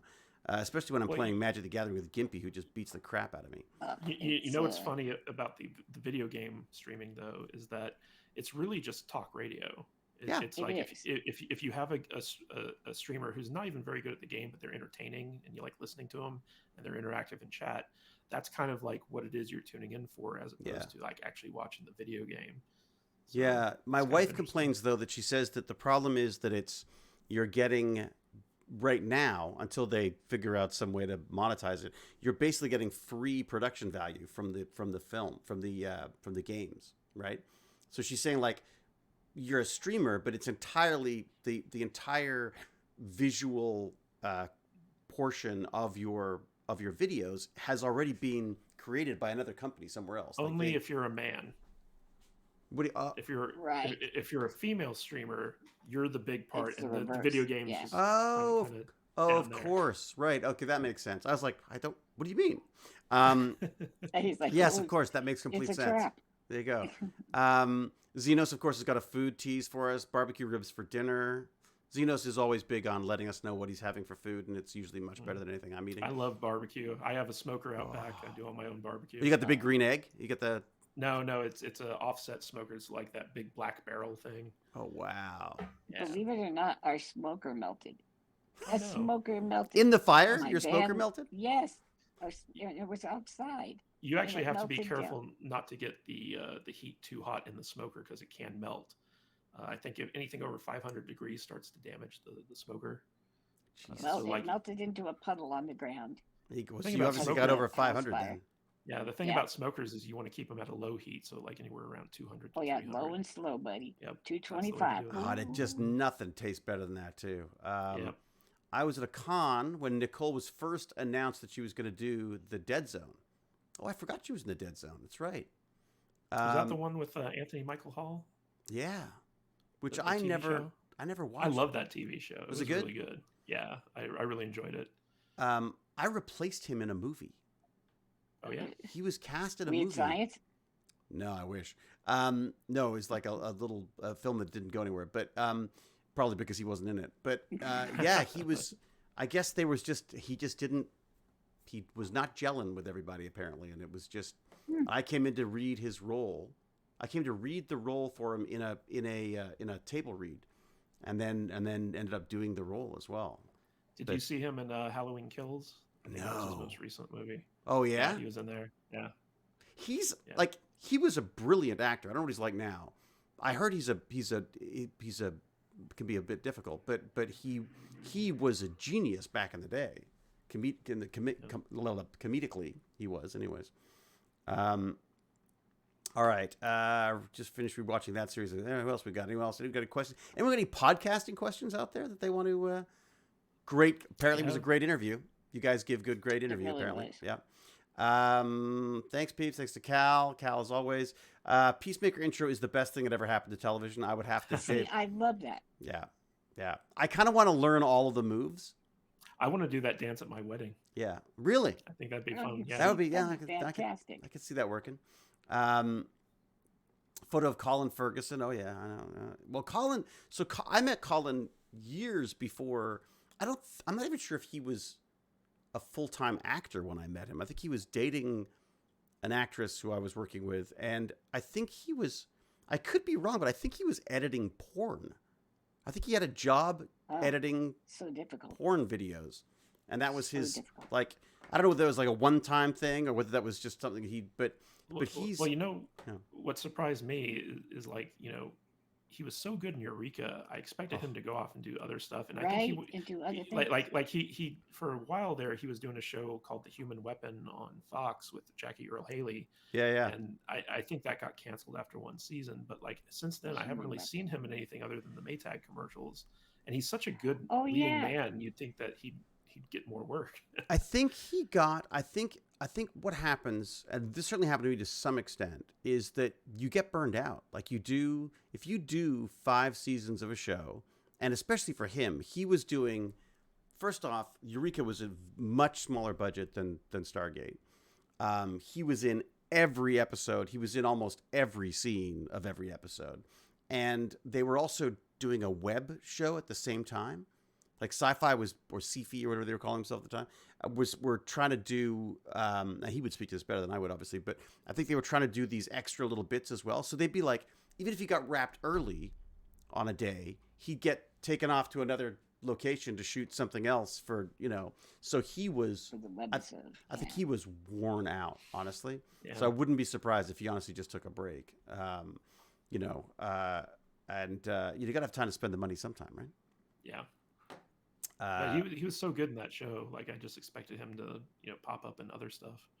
And look, and I'm sure again, that's the other great thing about actors is that, especially male actors, is that they do, right? I mean, you just sort of you lose track of people for ages. I just started watching the Righteous Gemstones, and I can't remember the name of the actor now, but God, what was his name? But again, someone who I hadn't seen for years, and I was like, what's he been doing? And he's been doing like some TV show on network that I hadn't been watching. So that's the other thing is there's often things that you just don't know that they're doing, right? I'm sure Colin is probably really busy. I don't imagine it's just not a thing we know about. Okay, what was the show? Is it Righteous? Have you seen the Righteous Gemstones at all yet? I have not. I have not. It is a very interesting show. I know that I sat behind Danny McBride on a flight from DC to LA one time. Yes. This was back before he kind of blew up. Yeah. He had and when we were waiting for our luggage, I was like, "Hey, are you that guy from Foot Fist Weight?" And he's like, "Yes, I am." And we had a nice little chat. He's a really cool guy. Well, he's written this. He's starring in it. He's like the whole deal on this. Walton Goggins is in it too. Oh my God! It is an amazing collection of people. What the hell am I doing? John Goodman. Well, oh, you got the list there. Who plays the other pastor? There's like a.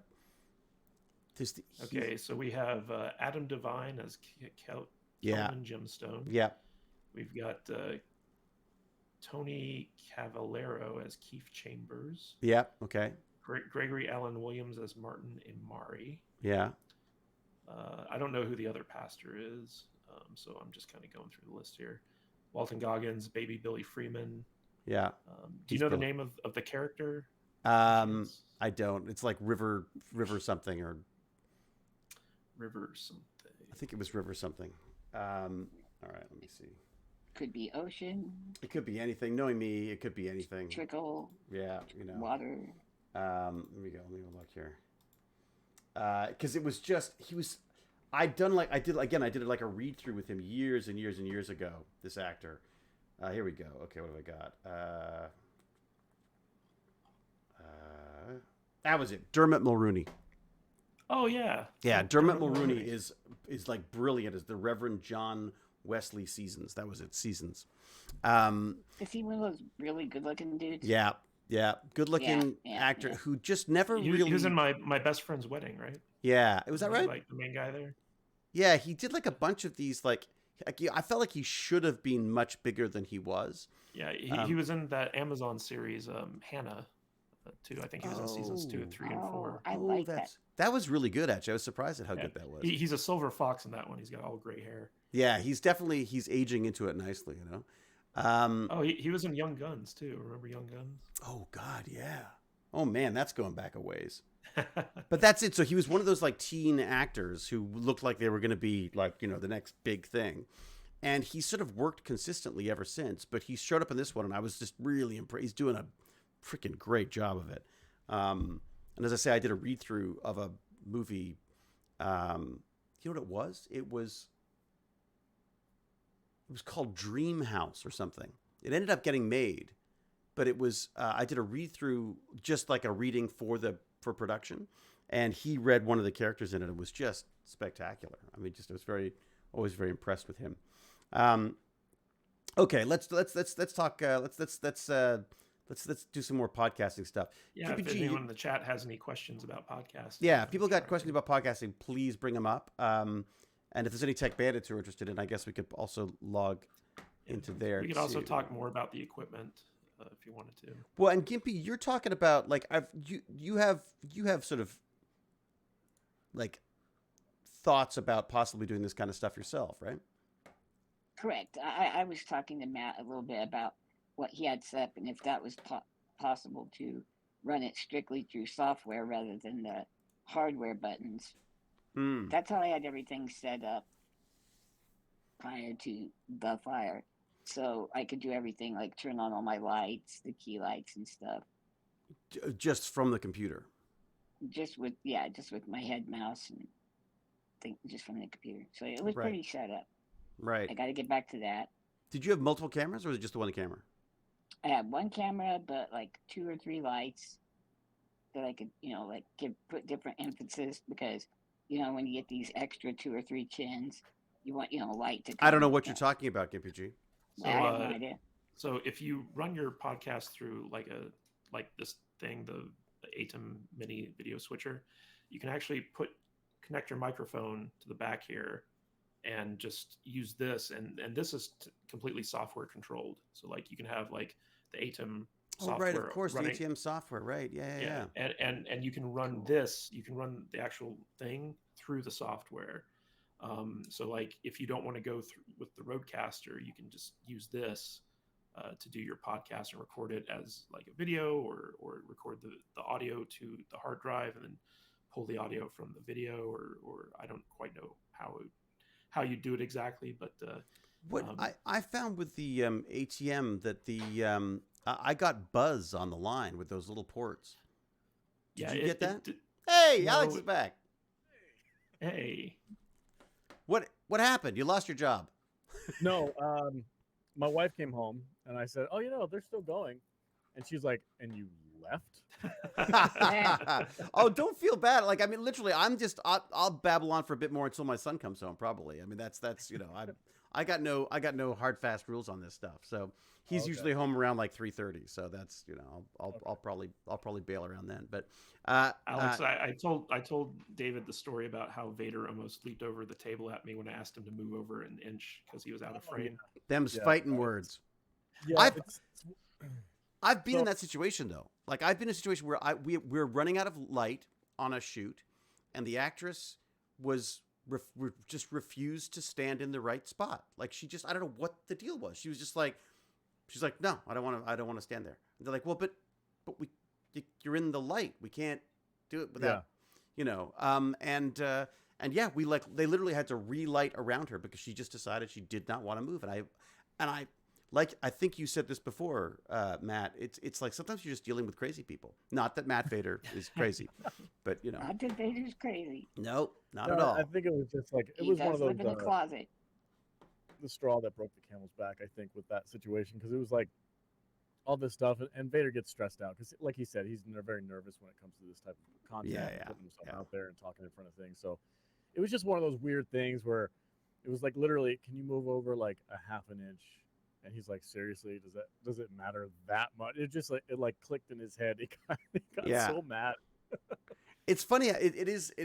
Look, I'm also very good at sometimes going a little McKay on things. So I've definitely had moments like that.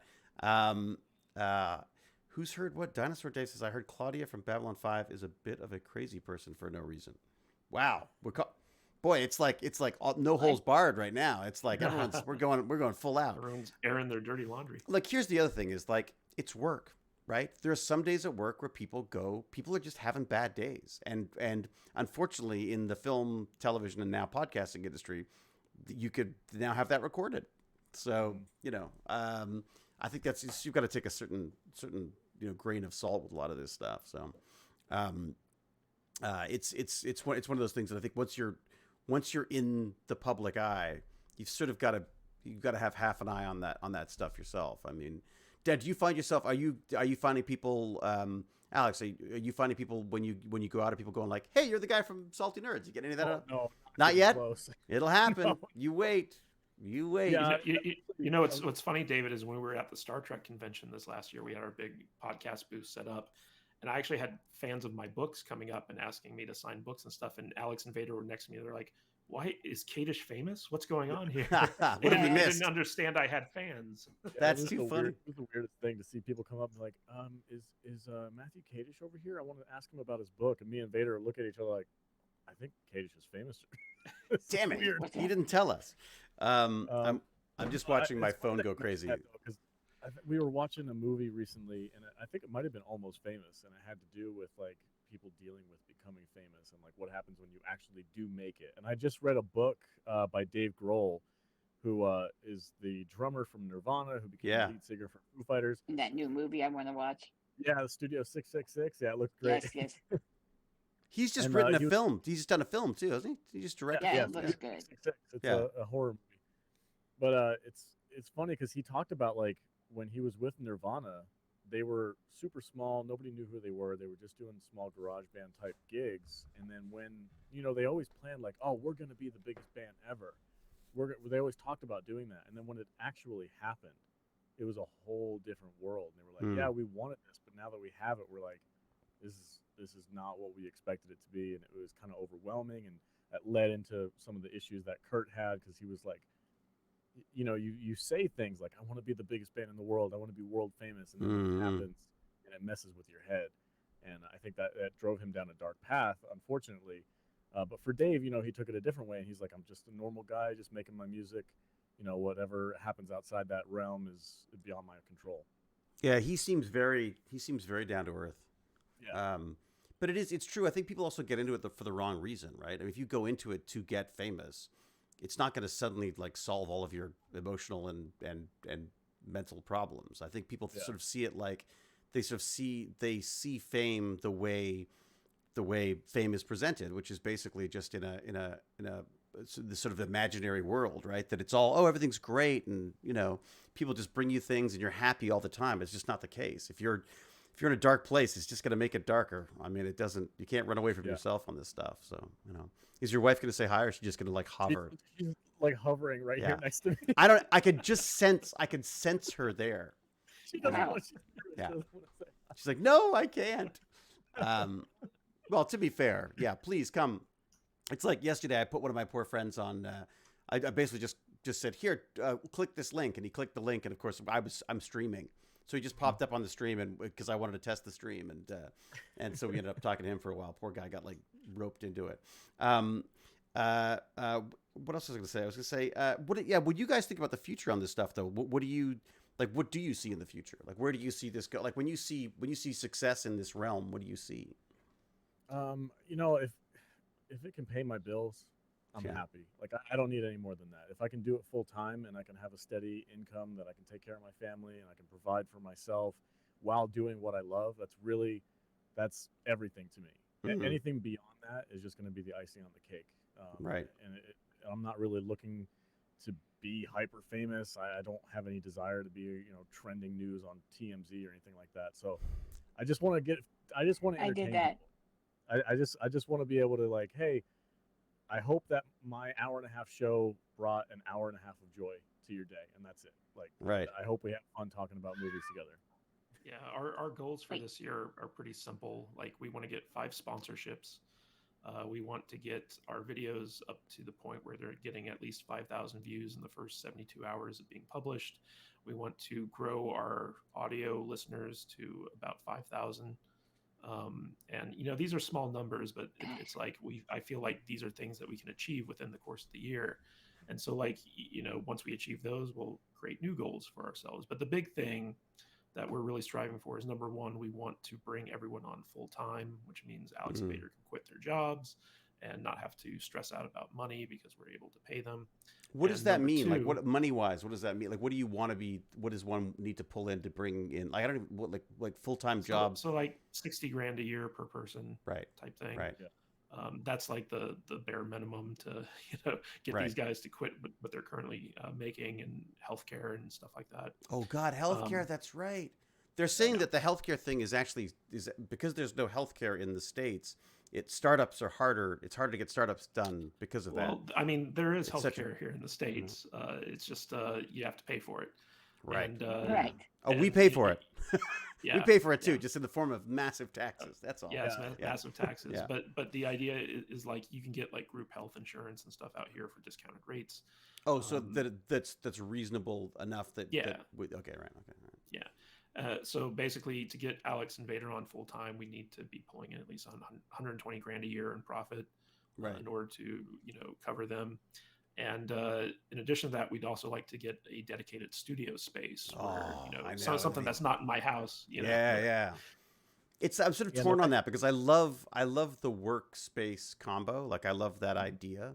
I love the idea of like having like a really nice apartment and then you go downstairs and there's your studio. Like, that is always been a dream. If it's just you, that's fine. But because we have like Alex and Vader, if they want to work on stuff, it'd be nice to have like an office where they can go and have like their own little like section of the office where they can have their own computer or like whatever. Right. And that way they could go there any time of day and do some work, because like they just can't come over to my house and walk in and be like, hey, I'm going to record a podcast. Right.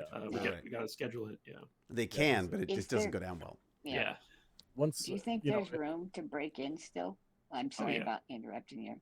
No, you're okay. Go ahead. Say that again. Oh, I was wondering if it seems like everybody's trying it. So I was wondering if you thought there was enough space out there still to come in, do a new thing, and be successful. Yeah, absolutely.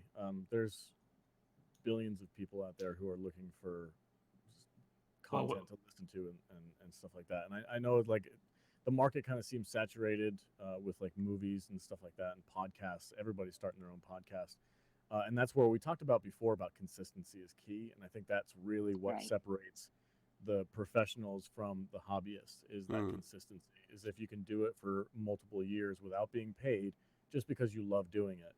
And then eventually, if you have a business plan in mind and you start making money doing it, then it moves into that new realm.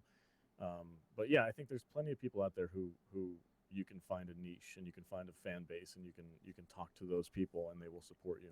What I'd add to that is that so coming from the author world, everyone who I know who's an author is like, oh, it's the market's so saturated. Like people can't come in and do stuff anymore. When I was in Hollywood, people are like, oh, everyone wants to be an actor or director or filmmaker.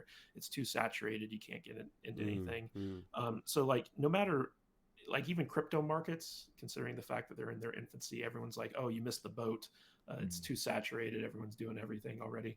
So the idea here is not to look at a market as being oversaturated, because any market you're going to go into is already going to have people there doing stuff.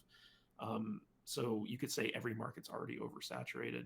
The important thing to focus on is that, number one, like Alex said at the beginning of the stream, if you're passionate about it, you're not going to get burnt out. Number two, if you come into it with a solid plan of action, as opposed to just like, well, we'll see what happens. But if you actually sit down and say like, okay, here's what I know about the market. I've studied it. Here's what I'm going to do. Here's what I'm going to try to achieve within the first year or something like that. If you have that plan to guide you, it sets you apart from everyone else who's doing stuff. So like, we talked about our podcast where like we're talking to people who kind of lucked into having, a massive following. With the Nerd Soup people, for instance, like when Game of Thrones was at its height, they were just at the right place at the right time doing Game of Thrones reviews, and people just kind of like subscribed to them. But since Game of Thrones crapped the bed and stopped airing, they've seen their listenership fall off a great deal, because they get political on their show and stuff like that. But with our thing, like we have like a very solid plan of action on how to grow our podcast. And so if you enter podcasting and you mean to take it seriously and you sit down and you create like a plan of action and you figure out, okay, here's what I need to do to not only build my audience, but also like grow over time, that separates you from everyone else out there who's just like recording a podcast and throwing it out there without any promotion or any thought of like who their audience is or anything like that. Yeah. A big struggle with us was figuring out who's our audience, right?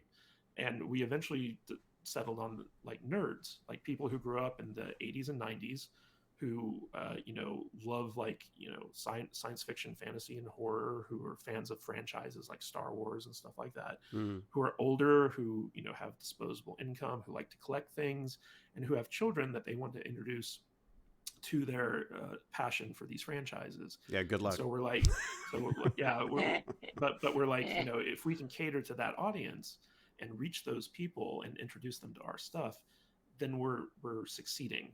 Right. We're growing. And if we happen to luck into a few audience members, because we had a kerfuffle with the director of Indiana Jones 5 last year, and that got us a lot of attention and actually got us monetized on YouTube. What happened there? Alex, do you want to explain it? Yeah. Nice.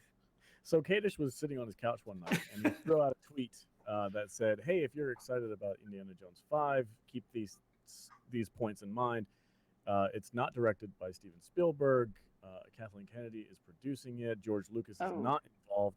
Steven Spielberg is not involved. Yeah, I don't think Lucas was involved either at that point. No. And it was just like this list of things like, hey, and Harrison Ford is like 80, something like that. There's an and uphill he hates battle it too for this movie, and the director of the movie caught wind of this from somehow. Somebody sent it to him because Kadish didn't tag anybody. I don't even think you had a hashtag in there. No. And the director found it and got real upset for about 24 hours. He just went on like a Twitter tirade and started calling us names. And I popped in and I was like, hey, no hard feelings. Come talk about it on the podcast. Yeah, I'm like, yeah, I did actually invite him on the podcast too. And then I shared a photo of myself and Matt Vader next to the our home studio.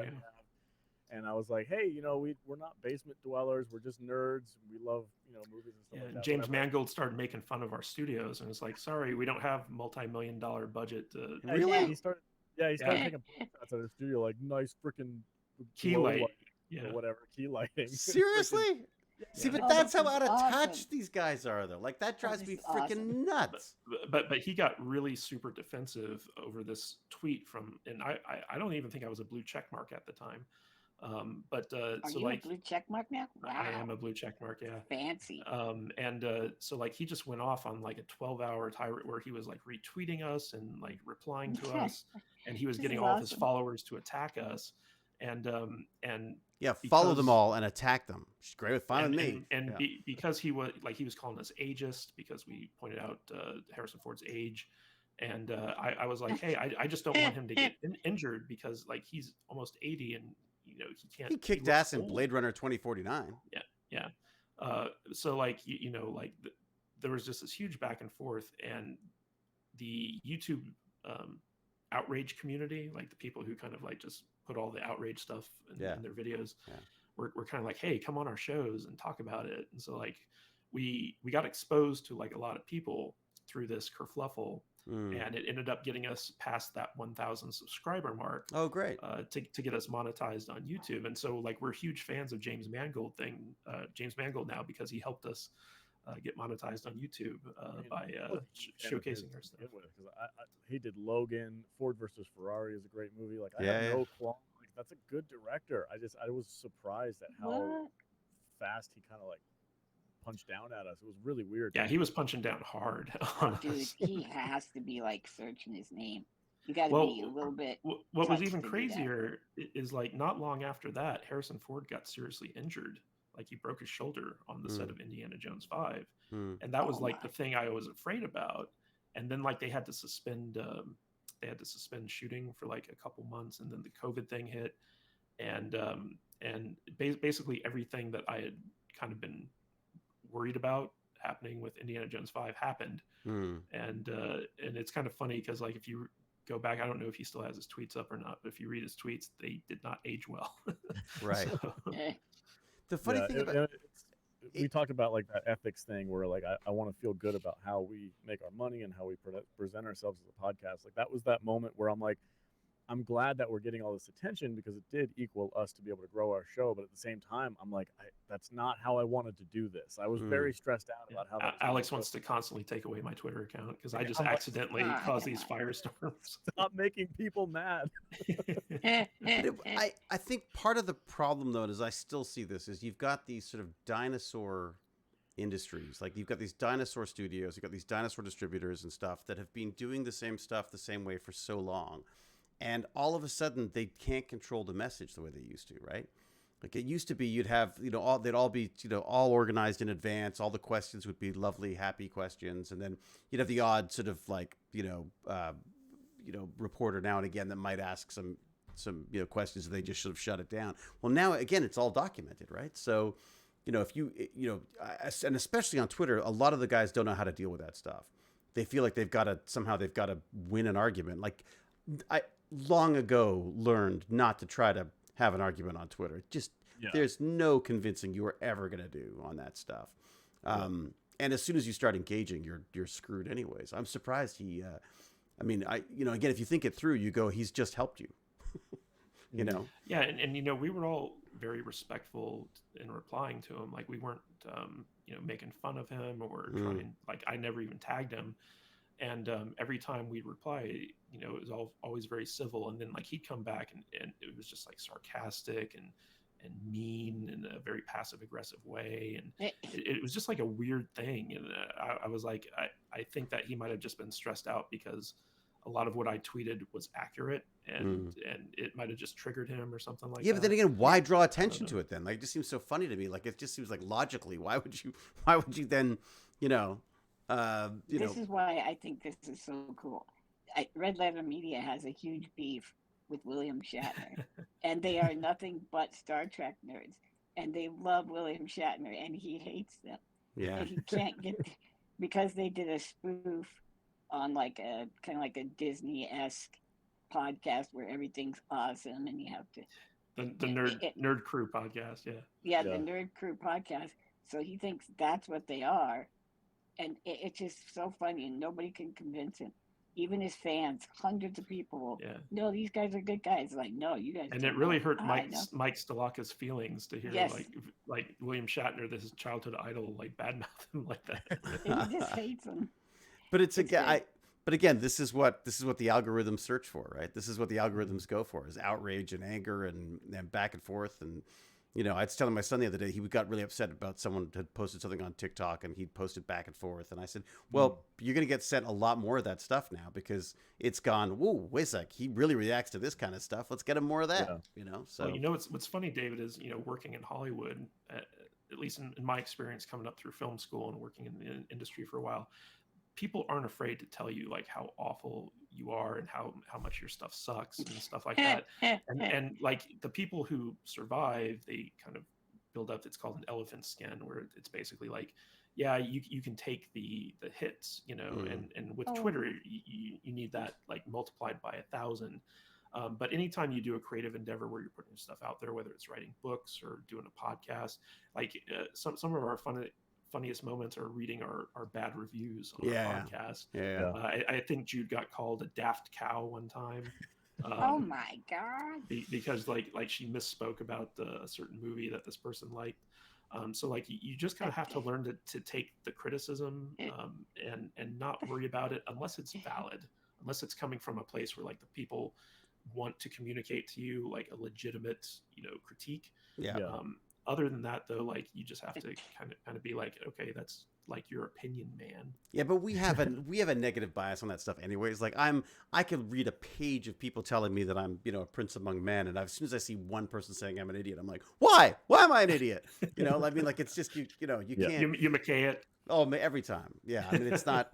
I mean, again, I've always loved the technology side of stuff. Always loved that, and I mean, the dream of somehow being able to make movies in your basement just seemed like this I feel takes us a step closer to that, where you're creating your own content, you're creating your own like franchise and stuff. I mean, the Salty Nerd is a business that becomes a brand, becomes a God knows what. I mean, I think it's just so smart to sort of approach it like that. When I think a lot of people just go like, yeah, we're just gonna like sit around and talk about stuff and we'll just see what happens. It'll be really funny because you make me laugh when we're drunk at a party. So and it's like, what's interesting is that so like we've gotten in a situation lately where we never got into this to interview like industry people or like kind of be recognized by the industry. We were just friends, kind of like crap talking movies and TV shows.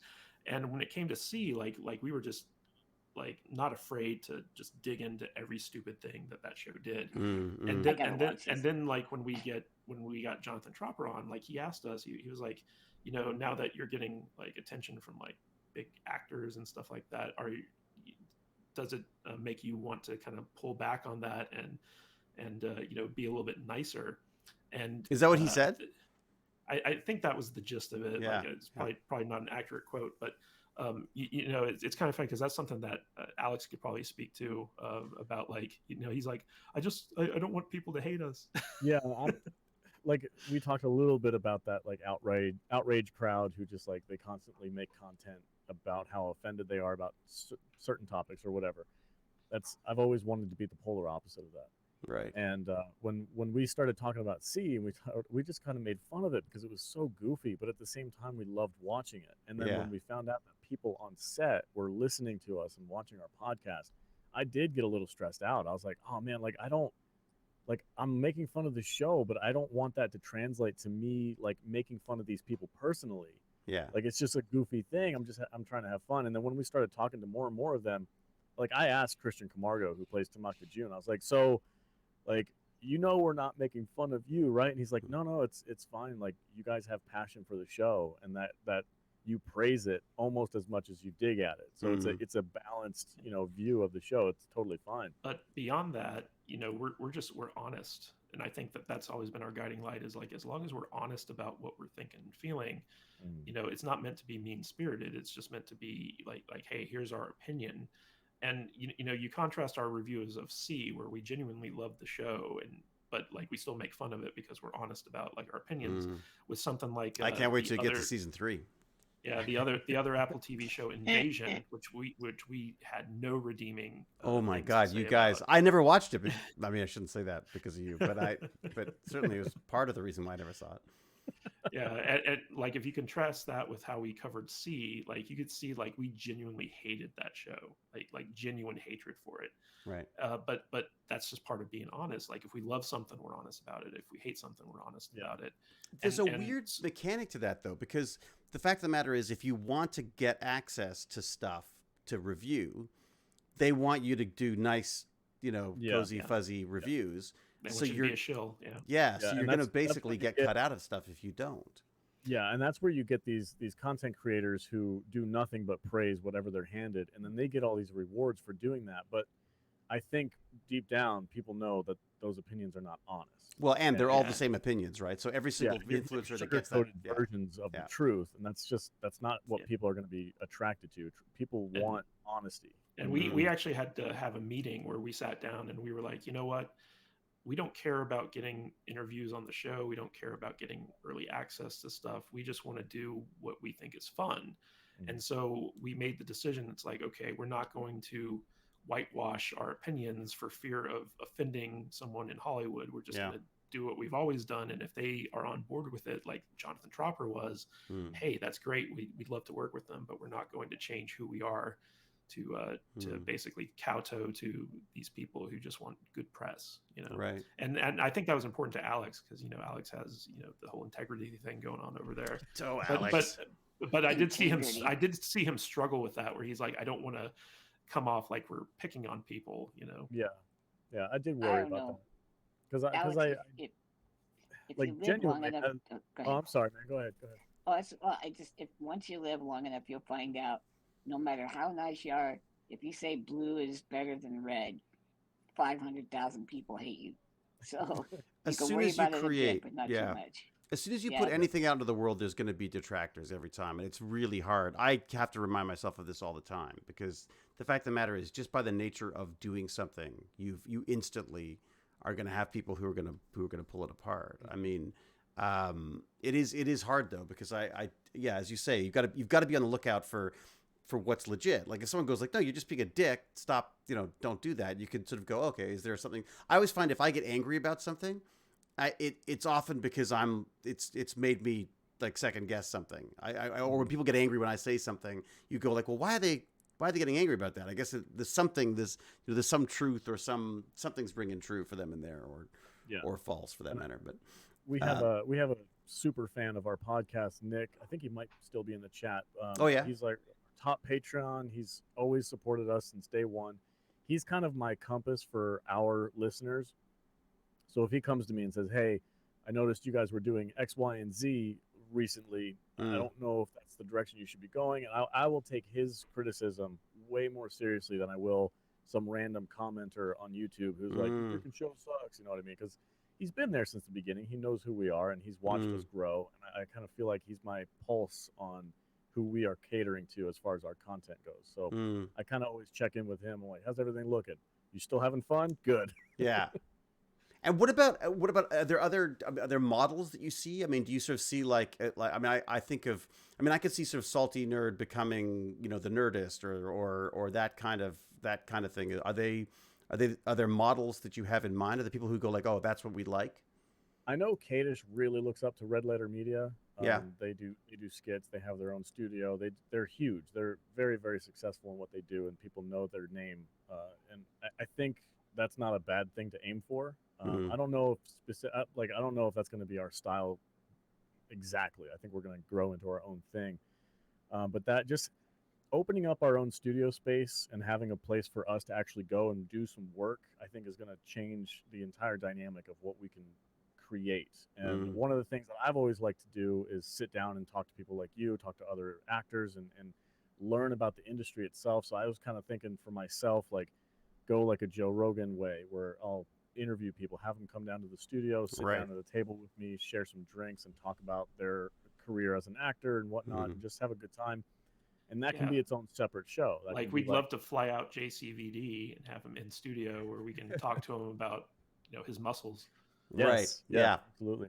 Naturally. And getting somebody like Nick Cage, who lives here in Vegas, to come to our studio and sit down and have a conversation with us, like I see us going in that direction. But I'm not against doing goofy skits and having fun like Red Letter Media does at all. Right. So In there's fact, some of our goofier videos, like we did a video where Vader and Alex read dad jokes to each other, and that was a huge hit for us. Like people just loved watching them crack each other up with these terrible jokes. Right. And I had to fight tooth and nail to get them to agree to do that because they're like, Oh, this is really? gonna be dumb. Yeah, Yeah. they're like, nobody's gonna No, want to watch this I video. did not want to do that. I was like, that's so off brand for us. That doesn't make any sense. We can't make that kind of content. And then I was like, fine, we'll do it. And then it turns out to be one of the funniest videos we've ever made. It's so Okay, funny though, good. isn't it? Because as an actor, I mean, I think I sort of like I just assume that I'm going to make an idiot of myself, and then once so that anything I do, there's no. I think part of being an actor, I guess, is sort of getting rid of those inhibitions on that stuff. So Yeah. so Well, whereas David, yeah. it's funny because like me as the producer director, like I keep thinking up ideas with which to do, and I bring it to the talent, and they feel like they can veto me on it, and I'm just like, look, I have some experience in this. We should try it, and if it doesn't work out, we don't have to publish it. But yeah, it's funny because we recently did one where we just read our Apple podcast reviews, Oh, great. and Yeah. and they were all like 5-star reviews, but like people loved us watching us read them for some reason. Right. So like you never know like what kind of weird off-brand video is gonna end up working out. And what? And Yeah. how do you gauge what's working and what's not? Is it just a numbers game, or are you looking at comments? What do you? How do you gauge mix what is analytics. successful? Yeah, I look at, I mean, it goes into views, it goes into interactions that we get. Yeah. If we get a lot of comments on a particular video and they're all like, oh my God, this was freaking hilarious, like that's a good indicator that our fan base is into that type of thing. Yeah, Right. ironically, our invasion videos got like so many comments and were like the most engaging of our videos. Yeah. And people, and it was all from people who hated the show. Right. Um, Right. but- United but- in hatred for the show. Yeah. Interesting. But we also look at trends. So for instance, in December, our Jean-Claude Van Damme video, which was the last video we did in June that focused on Jean-Claude Van Damme movies, Right. somehow blew up. Like it went viral, and Huh. it was getting like 50,000 views a day. Like it was crazy, and because of that, we saw like this huge uptick in subscribers and all these other things, and that was like an outlier. And so like we try to look at the trend of our analytics. So like, is our subscriber count going up? Is our view count going up? And if we see like an increasing trend over time, then we know that what we're doing is working, because the flash in the pans where something goes viral, those don't last, and they can actually skew like your numbers. So like if you just look at the fundamentals, because we get frustrated sometimes because we're not growing fast enough. But when we started in January of 2001 doing YouTube, we had 200 subscribers. And flash forward to last month or 2 months ago, January of 2022, and we're at 4,500 subscribers. Right. Wait, And so 2021 when you started? Well, we started doing the podcast professionally in 2020. Yeah. We started in Alex's house in 2019. But Alex, you've From done his some salty coffee nerd shop. stuff before then, though, right? Like, Yeah. I think I started, like I said, like 2016 is when I kind of got disenfranchised with a lot of the podcasts I was listening to. So I wanted to start my own thing. So I think it was 2017 is when I took the dive. And at that point, I had like my brother-in-law on, I had some friends of mine. It was just like a rotating guest list. One of the first podcasts I ever published was a movie commentary for The Last Jedi. oh Where yeah, I sat down and I watched the movie live, and I recorded myself, my friends, all watching it. And we all kind of right. were commenting on, hey, this is ridiculous and this is why. Look what happens next. This doesn't make any sense. Why Right. is this movie, and it was like this big nerd culture fight that was happening online. I'm like, I might as well put my voice out there. So that was the first thing that I did. So it was like 2017, maybe 2018 is when I Right. started. And then after about a year of not really making a lot of content, I met Matt and we started taking it more seriously. Right. Yeah, so like we were in Alex's kitchen doing the recording in late 2019, 2020, when the lockdown happened. That's when we decided to buy the equipment and really try to make a business out of it. And that year was all audio. And then at the beginning of last year is when we started video for the first time. Right. So January of 2021 was when we entered the YouTube game. And so this year, we started off doing both audio and video. And so like we're focusing our efforts on those two things separately. So it's looking at the growth though, like we can be like, oh man, like we're not getting 500 subscribers a day. Like that sucks. But if you look at, January to January of last year, and it's like, wow, we grew over 4,300 subscribers, and we went from getting 10 views a video to getting like 200 or 300 views a video. We went from having like 5 people download our podcast to getting like 200 downloads a week. It doesn't seem like a lot now, but like if you look at how far we've come compared to when we started, I think it sounds good. good. I was going to say, it sounds good to me. Yeah. Yeah. That trend line is going up, and like we have celebrities like you on our show and stuff like that now. And it's like, it's easy to look at like what you don't have and be like, oh, we're a failure, as opposed to looking at how far you've come and be like, wow. Comparison thing. I mean, you're constantly comparing yourself to other podcasts and stuff. And that's one of the things I have to keep telling Alex is I was like, look, don't look at what the other guys are doing. Okay. Just look at whether or not what we're doing is working or not. And if it's not working, we change it up, Yeah. Cause I mean, I do fall for that thing. I know it's a classic blunder of like, don't compare your, I'm sending this message out. Don't compare yourself to other people. It doesn't work. Oops. They're doing something different. But I fall into that trap sometimes, and I look at other podcasts, especially like when I was talking to Aaron from Nerd Soup, and I was like, so how did you guys get as big as you are? And he genuinely just didn't know. They just fell into success. And I'm over here, and I'm working with Kadish, and I'm like, man, we're working our butts off, and we're trying to do this, and these guys just kind of like fell into it. It gets a little frustrating at times, but I have to remind myself, and Kadish helps me. He's like, don't compare yourself. Look at what we're doing, and if it's working or not.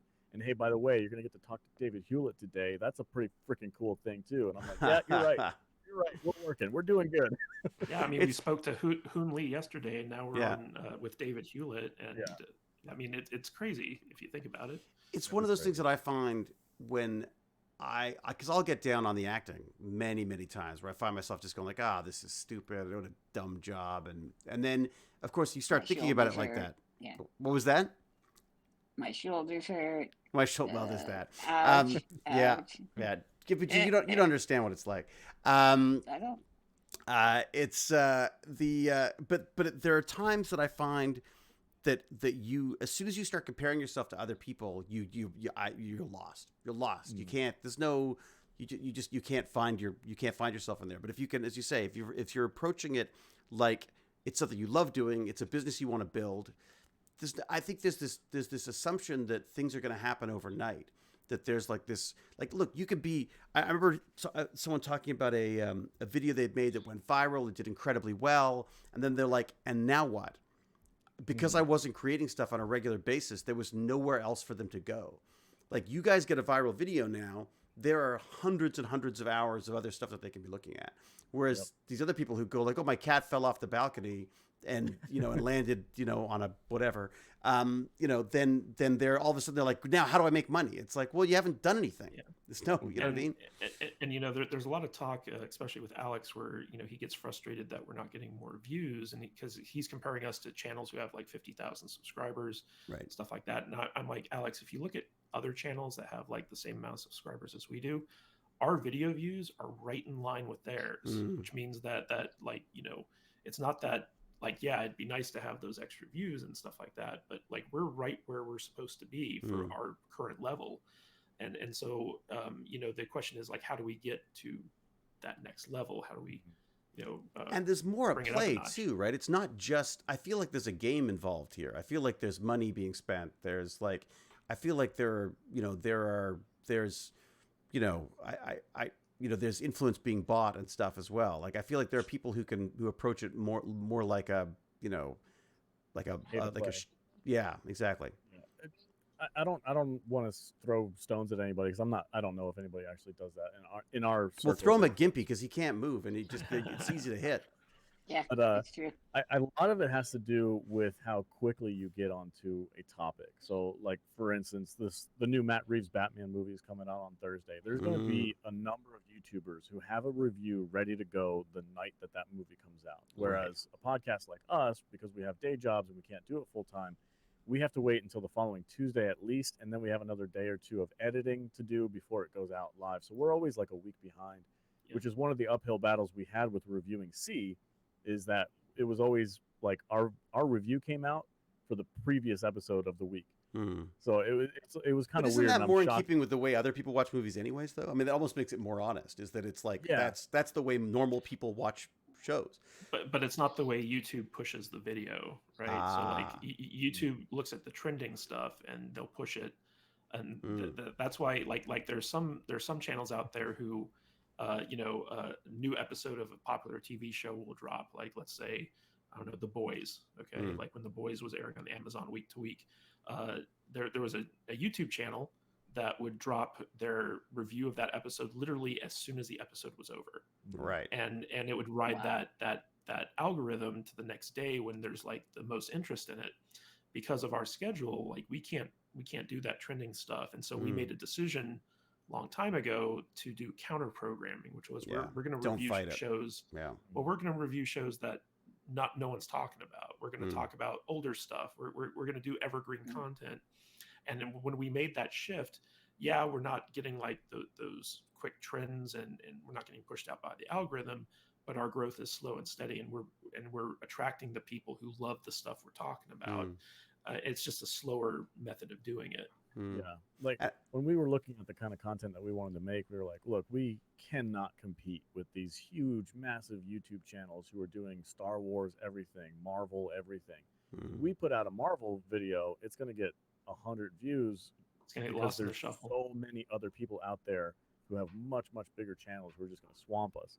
Mm. So that counter programming thing is how kind of we found shows like C on Apple TV that wasn't really getting a lot of movement on like the YouTube side. There wasn't a lot of people talking about it. Mm. So by us doing that, it opened us up to a niche market that we could kind of take advantage of. And then in turn, it turns out, I mean, this is not by any of our doings, but it turns out that the people who are actually making the show found out about us. And then that led into the next door that opened. And Yeah. that's going to lead into another door. Hopefully, I'd love to, I know we talked about having Tropper on to talk about the Atom Project thing. And Which it is just- huge. yeah, which I is mean- it'd be really, really cool to have him Yeah. on to talk about that. So it's kind of weird how it all worked out. But I'm glad we made the decision to do the counter programming thing. Like find those niche markets, find those shows that, there's a very passionate fan base about, but not a lot of people are talking And about. that was an example of us adjusting our strategy, because we were trying to hit those trending TV shows and movies, and we realized that it just wasn't working for us, and so we had to pivot to something that did work for us. And if you that's one of the beauties of having a plan, is like, if the plan's not working, you can adjust the plan. Right. And if the plan is working, you just keep following the plan. And there are people out there who don't have the plan, and they're just like throwing everything at a wall to see what's going to stick. Mm. And because of that, they linger, they kind of languish in this purgatory of not growing, and they get frustrated and then they quit. Mm. So if you have unrealistic goals as to what's going to happen, like you think you're going to start a podcast, everyone's going to love it, and you're going to be like making a living doing it in the first 6 months, that ain't, you got to be. Well, I always like to draw a line between the hobbyists and the professionals, Mm. because if you treat it like a business, if you treat it like, I want to produce a professional product that people can be proud of and enjoy listening to, you produce stuff differently than people who treat it as a hobby. Mm. Like when Alex first started the podcast, it was a hobby for him because he had a full-time job, he was providing for his family, and he just did it for fun because he enjoyed talking about this stuff and he wanted an excuse to talk to his friends about it. Mm. And then when he made that shift to professional, now he treats it like a job. Like he's literally working two jobs. One is his day job, Right. and the other is the podcast. And we're all treating it like a job, but it's a job we love doing, Mm. which is the difference. And that you can always tell when someone's a hobbyist because you listen to their stuff and they don't edit out like the coughs and the throat clears, and they don't put any music or editing Right. or anything like that. And it's just like, oh, I just want to put it out there. And so the people who are the hobbyists who want to be famous, they get frustrated really quickly. Right, right. You know, And it's funny that you guys kind of mentioned the job thing, because I did recently come up for a promotion at my actual 48-hour week job where I operate equipment and stuff, and they were like, hey, you're a shoe-in for this new position, and it's going to pay this much, you're going to get an upgrade, you're going to yada yada yada, but we're going to have to move your schedule to a different time. Right. And I was like, nope, sorry, can't take it. Can't do it. And they were like, they were like, what, why? And I'm like, well, because I have this other job that I do, and I have to do it on Tuesdays, and if I don't have, I can't not do it. It's like, so I put at this point in time, and I can't wait for this to be like one of those milestones that I look back on, but at this point in time, I've officially put the podcast first above my actual paying job. Yeah. In hopes that the podcast is going to take over, and I'm going to be able to drift away from that clock in, clock out stuff. Well, and that's it, though, isn't it? I mean, that's You building a guys. business. That's the nature of building a business. Is you gotta spend the time. You can't expect it just to sort of suddenly take off. I mean, otherwise, everyone would have. Otherwise, we'd all be podcasters all the time. Yeah, You know? exactly. Although it is amazing how many podcasts there are out there now. And you know what? Part of that is, the putting out a podcast. It's not just enough to put it out there. Like, you have to find people and get them to listen to it. And that's the real challenge in podcasting, is anyone can put out podcasts. I think there are 91 million podcasts out there already. The trick is getting it in front of people who are going to respond to it. And that's the challenge that we face every day. It's like, okay, how using social media, using advertising, using word of mouth, like whatever the case may be, like, how do we get this podcast in front of people? And how do we get them to become aware of it? Because once they're aware of it, they tend to like it and they tend to subscribe and stuff like that. And most people, like I'd say like 95% of podcasters out there, don't think about that. They just put it out there and they wonder why nobody's listening to their stuff. So part of the business aspect of it is actually having a marketing plan, a plan to find people who are part of your target audience and getting your stuff in front of them. right. And like, we have done advertising in the past to varying degrees of success, but until we're making actual money doing this, it's hard to invest in that. So everything we've done, I'd say 80% of what we've done so far has just been organic, like free word of mouth, social media stuff. And that's one of the reasons why our growth has been so slow up to this point, is because we just haven't invested the money to market the thing like someone like Joe Rogan can with Spotify or something like that. Yeah, I feel like a lot of those podcasts, though, are, I mean, I feel like there's money behind them. Like, I feel like there's companies that are actually, this isn't just a pure, out there going alone on the YouTube thing. I feel like there's actual production companies and distributors and stuff behind them as well. Well, it's kind of like a chicken and egg scenario, So like, in order to get into like the big podcasting networks, you need to have at least 50,000 downloads per episode. But in order to get to 50,000 downloads per episode, you got to be in the big... you got to be in the big network. Same thing is true with YouTube. We're friends with Gary from the Neurotic channel. I don't know if you're familiar with him. But that's interesting. Yeah, we met him a couple years back, and he was someone, like, he spent like up to 5 years before he started seeing success with his YouTube channel, and now he's one of the biggest entertainment YouTube channels out there. He's got like something like over 300,000 subscribers right now. He's making a ton of money doing what he loves, and it's one of those things where you look at him and you're like, oh, I want to be just like him. But you have to realize he put in the work. Like, it's 5 years of work behind that. Yeah. Exactly. And that's one of the tough things, is because, like, you look at people and you're like, that's where I want to be, but you don't see the work that they put in to get there first. Like there are no shortcuts. Well, that goes back to the unhappy people who wanted to be famous, because you realize that there's work behind those wonderful images of you having fun and enjoying yourself and all the rest of it. I told you a little bit about the podcast I listen to, which is the True Crime Obsessed podcast. And it's very easy to look at people who have like 50,000 patrons and be like, I'm jealous of their success because they're at where I want to be. Whereas the way I look at it, I'm like, okay, they're where I want to be. What are they doing? How do they get there? Yeah. And when I started researching their podcast and I started listening to their podcast and how they pitch their membership area and all this other stuff, like I came to realize, like, oh, they have this really interesting business model that I never thought about before. And then I took it to Alex. I said, Alex, I know you're going to hate this podcast, but here's what they're doing. And me and Alex had a brainstorming session, and Alex kind of said like, hey, why don't we do like a members only show instead of our regular Monday show, and just try to get people into our subscription that way. And we adjusted our business model based off of what these successful people were doing. Yeah. And it's working for us. And it's one of those things where, like, you know, instead of being jealous, look at it as inspiration and try to figure out what the successful people are doing, and then try to apply it to your own stuff. And that's kind of what we've been doing, and it works out for us. And another pitfall that I kind of fell for, because I'm green into this industry, like I don't know what I'm doing. I'm following Kadish's, you know, suggestions and advice and stuff like that. But I was looking at podcasts that were hugely successful, and then I realized that the people behind them were either already famous because they were comedians, or they worked in TV, or they had some kind of a connection to that. They already had a fan base. It would be like, David, if you started a Stargate podcast, you would see pretty fast success because your name's attached to Stargate.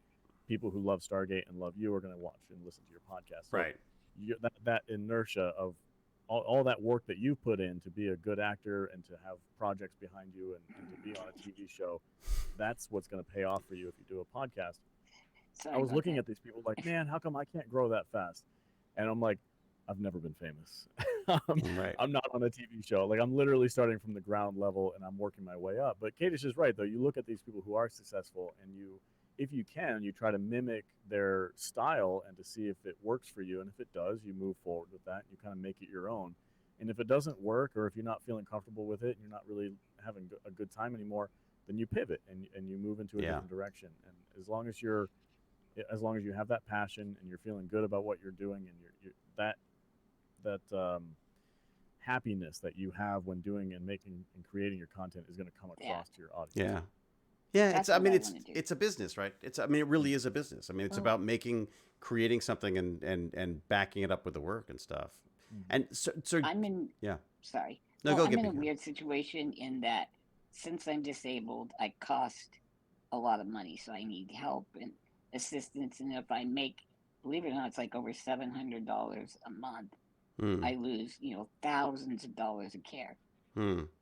So I honestly want to do it to reach out and talk to people and let my brain connect to their brain in a way, and create a camaraderie that way, and just I don't know, just don't be invisible out in the middle of nowhere. Let yourself go and connect to as many humans as you can. What would the format be? What are you thinking format wise? What do you I like this. I like talking to people. I honestly, I would do anything from politics to the nerd stuff. I was talking to James Gurney and James did a Diablo podcast 2. for a while. Yeah, but we were working together. I kind of, if I did any gaming, it would be on the side. It would be the background, and then talk to people and get into them and see what really makes them tick. That kind of thing, we're doing with these guys. Like, how'd they get started? Why are they doing it? What are their personalities that are driving them toward this? That kind of thing. I will say that if you're setting up an interview style podcast, you need like a dedicated booking person, like someone who can reach out and who gets the dates right. Who gets the dates right, or like if the person they book gets the dates wrong, can like follow up with them and work it out. Like just for instance, when we interviewed Hoon Lee yesterday, I first contacted Hoon in like October of last year, and he was just busy, and so like I kept following up with him. Finally, he was like, okay, I have some free time, at the beginning of March. And I was like, great, let's book it. And like, that's the type of thing where like, I'm just tenacious and I follow up with people. And unless you are really good at booking guests, doing an interview style podcast is very difficult.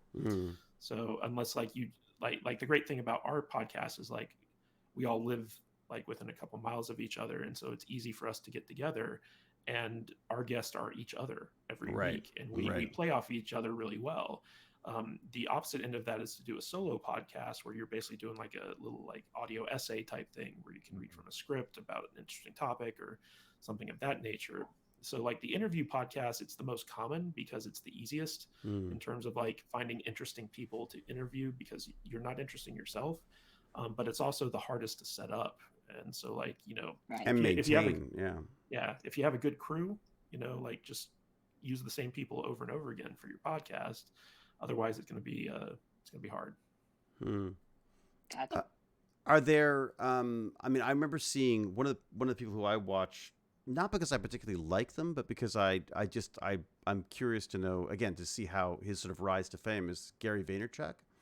The way he's done. Yeah, Gary V. Yeah. Yeah, so Gary V's went from doing like a little podcast about wine for his dad, basically, to this massive industry. And and he still touts the podcasting thing as a good, as a place to be.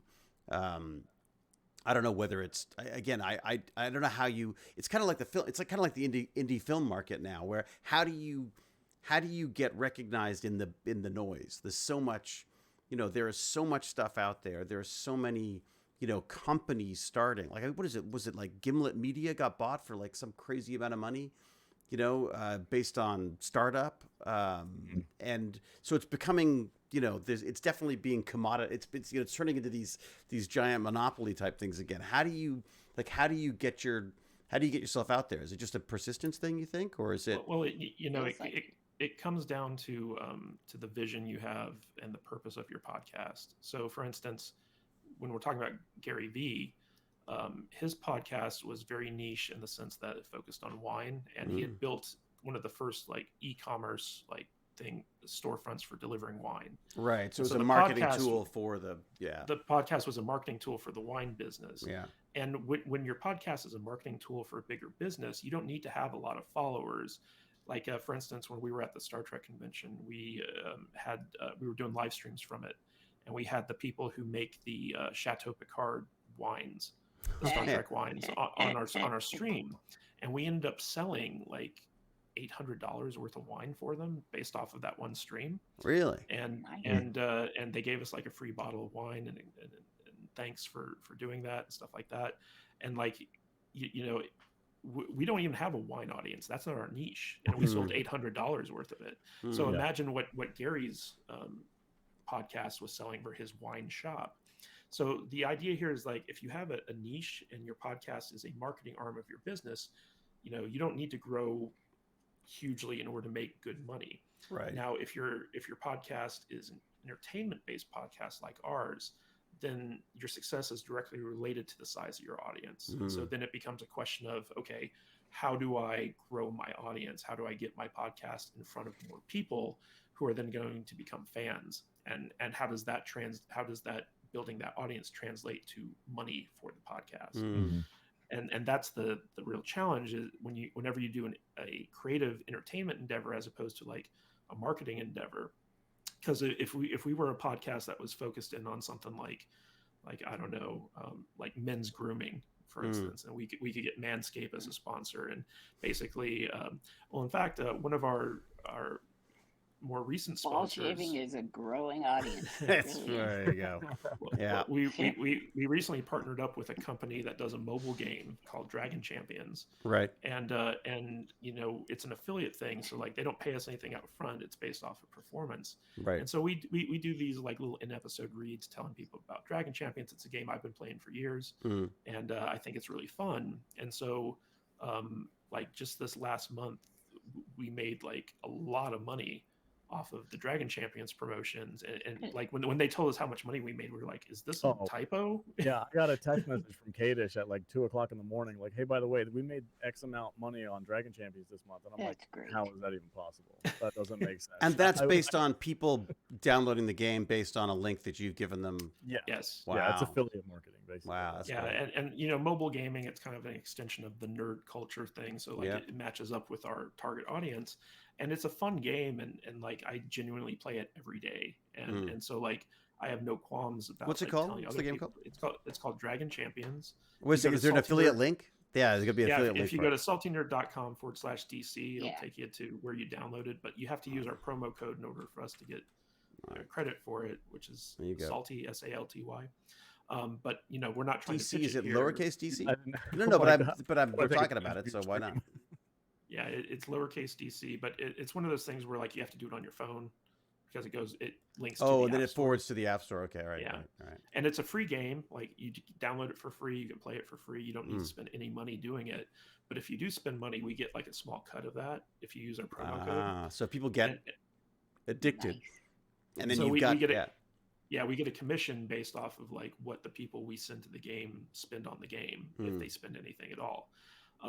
It was one of those things where like we were experimenting with trying to get different sponsors, and I happened to have a connection with this company because I've been playing the game for so long, and so they accepted. And it was kind of funny because they were used to getting gamers like Twitch streamers and YouTubers and stuff like that who are in the game niche, and I had to explain to them, I was like, we don't really do gaming videos, like we're a podcast that talks about movies and TV shows, and they're like, what? And so like, why the hell are you them here? I had to show them our episodes and be like, this is what we want to do to promote your game. Can we make this work? And they're like, okay, yeah, we'll try it. And Well, Do you it's no guys big pay deal for to that? them, right? yeah, they're not paying anything up front. Yeah. It's all based off of performance. So it's just a question of finding like a niche that you can kind of like cater to, and that will make you money. Otherwise, the more lucrative end is to niche down for a business, whether it be personal coaching or like finance or health and beauty or like whatever. Right. The podcast as a marketing arm of that business that sells higher ticket stuff to a smaller amount of people is usually more profitable. Like if we were doing something like that, we could probably have Alex out of his day job within a month, as opposed to, what we're doing, which is we have to build a big enough audience to, earn enough from them in order to, get them to quit their day jobs. Are there other ancillary things you could be doing? I mean, are there sort of like, I mean, I know that like the convention circuit and stuff is big for some people. You're saying you're going to Star Trek conventions anyways. Feet pics. That's a big thing. And feet pics, of course. Feet Yes, pics. that's always good. Yeah. Like we tried to talk Jude into doing that on our OnlyFans. So yeah, nice. Unfortunately, she hasn't gone for it. Yeah. I mean, so a lot of the biggest podcasts out there, like there's a podcast called Last Podcast on the Left. Oh yeah, and it's a comedy podcast that kind of takes like true crime stuff, and the three comedians kind of like make fun of the story. Right. They came to, like, they're now exclusive with Spotify. Spotify basically paid them a bunch of money to go over to them. Wow. Right. And they had like millions of followers and stuff like that. And the way they built that up was they took their show on the road, and they just toured all over the United States and did these live events and got people to become aware of them in all these different locales, and follow them on Apple and Spotify and all that stuff. Yeah, because like 50 people here, 50 people there, and eventually it's going to start adding up. But with Alex and Vader having day jobs, and Jude and I having a child here at home, like it's not like we can just pick up and tour the country, and plus that costs money. Oh, I could have talked you out of the child. Damn it, I would have. Yeah. We also have 2 dogs, so that'll do. But it costs money to travel and book these gigs, and you're not sure if people are going to show up, so you have to do some promotion ahead of time and stuff like that. But that seems to be like a very successful way of growing a big audience. Also media coverage. So like if you get in like a newspaper or on TV, like a local isn't that news weird station that or something still like that. holds weight? Like I'm amazed that still means something. For some reason, people see it in the paper, and all of a sudden it's like totally legit. Yeah. Well, the most successful thing you can do is get on TV. So like even if you're just on like a local news segment, there are people in your area that watch that stuff and become aware of it. Like it was funny because I did an interview when I was doing my first book tour on this like ABC news affiliate at like 5 a.m. Like I had to wake up at 4. I had to drive there because my publicist had booked it for me. So I get there, and I'm sitting in a green room for an hour, and then like it's time to bring me on, and I do hair and makeup and all that stuff, and I'm on for like 2 minutes, maybe like a little 2-minute segment. Yeah. And then that day, while I'm at the convention that I was selling my books at, I had so many people come up to me. It's like, hey, I saw you on TV this morning. Yeah. And I was like, you were up that early? What's going on here? Yeah, it's weird, isn't it? It's amazing what a difference it makes.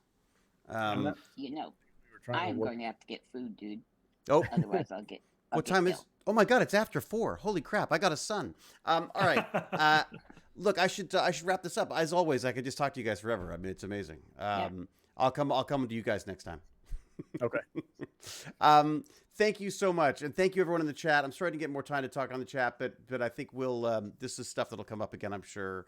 I'll try to put a list of links together so that when I do the YouTube video, we can actually have a list of stuff that we talked about as well. And if you guys could think of anything or want to share anything, let me know, and I'll put them in the description. I'm gonna have to send Flanagan a link to this video so he can learn all about podcasting. Yeah, there you go. Perfect. Yeah, Actually, exactly. you know what I'll do is I'll let him know that we've done that too. So that's yeah. And I'll tell him what I had for breakfast because he loves hearing about what I've eaten. It's like our ongoing thing. So, all right. I will say fair and adieu to everyone. Then I will say be safe, be kind, be brilliant, and until we geek again, a cheerio and huzzah. And then I'm gonna hit the end stream. But I think you guys will stay on, and I'll say a quick goodbye to you guys as well. So, all right. Thanks everyone. Cheers.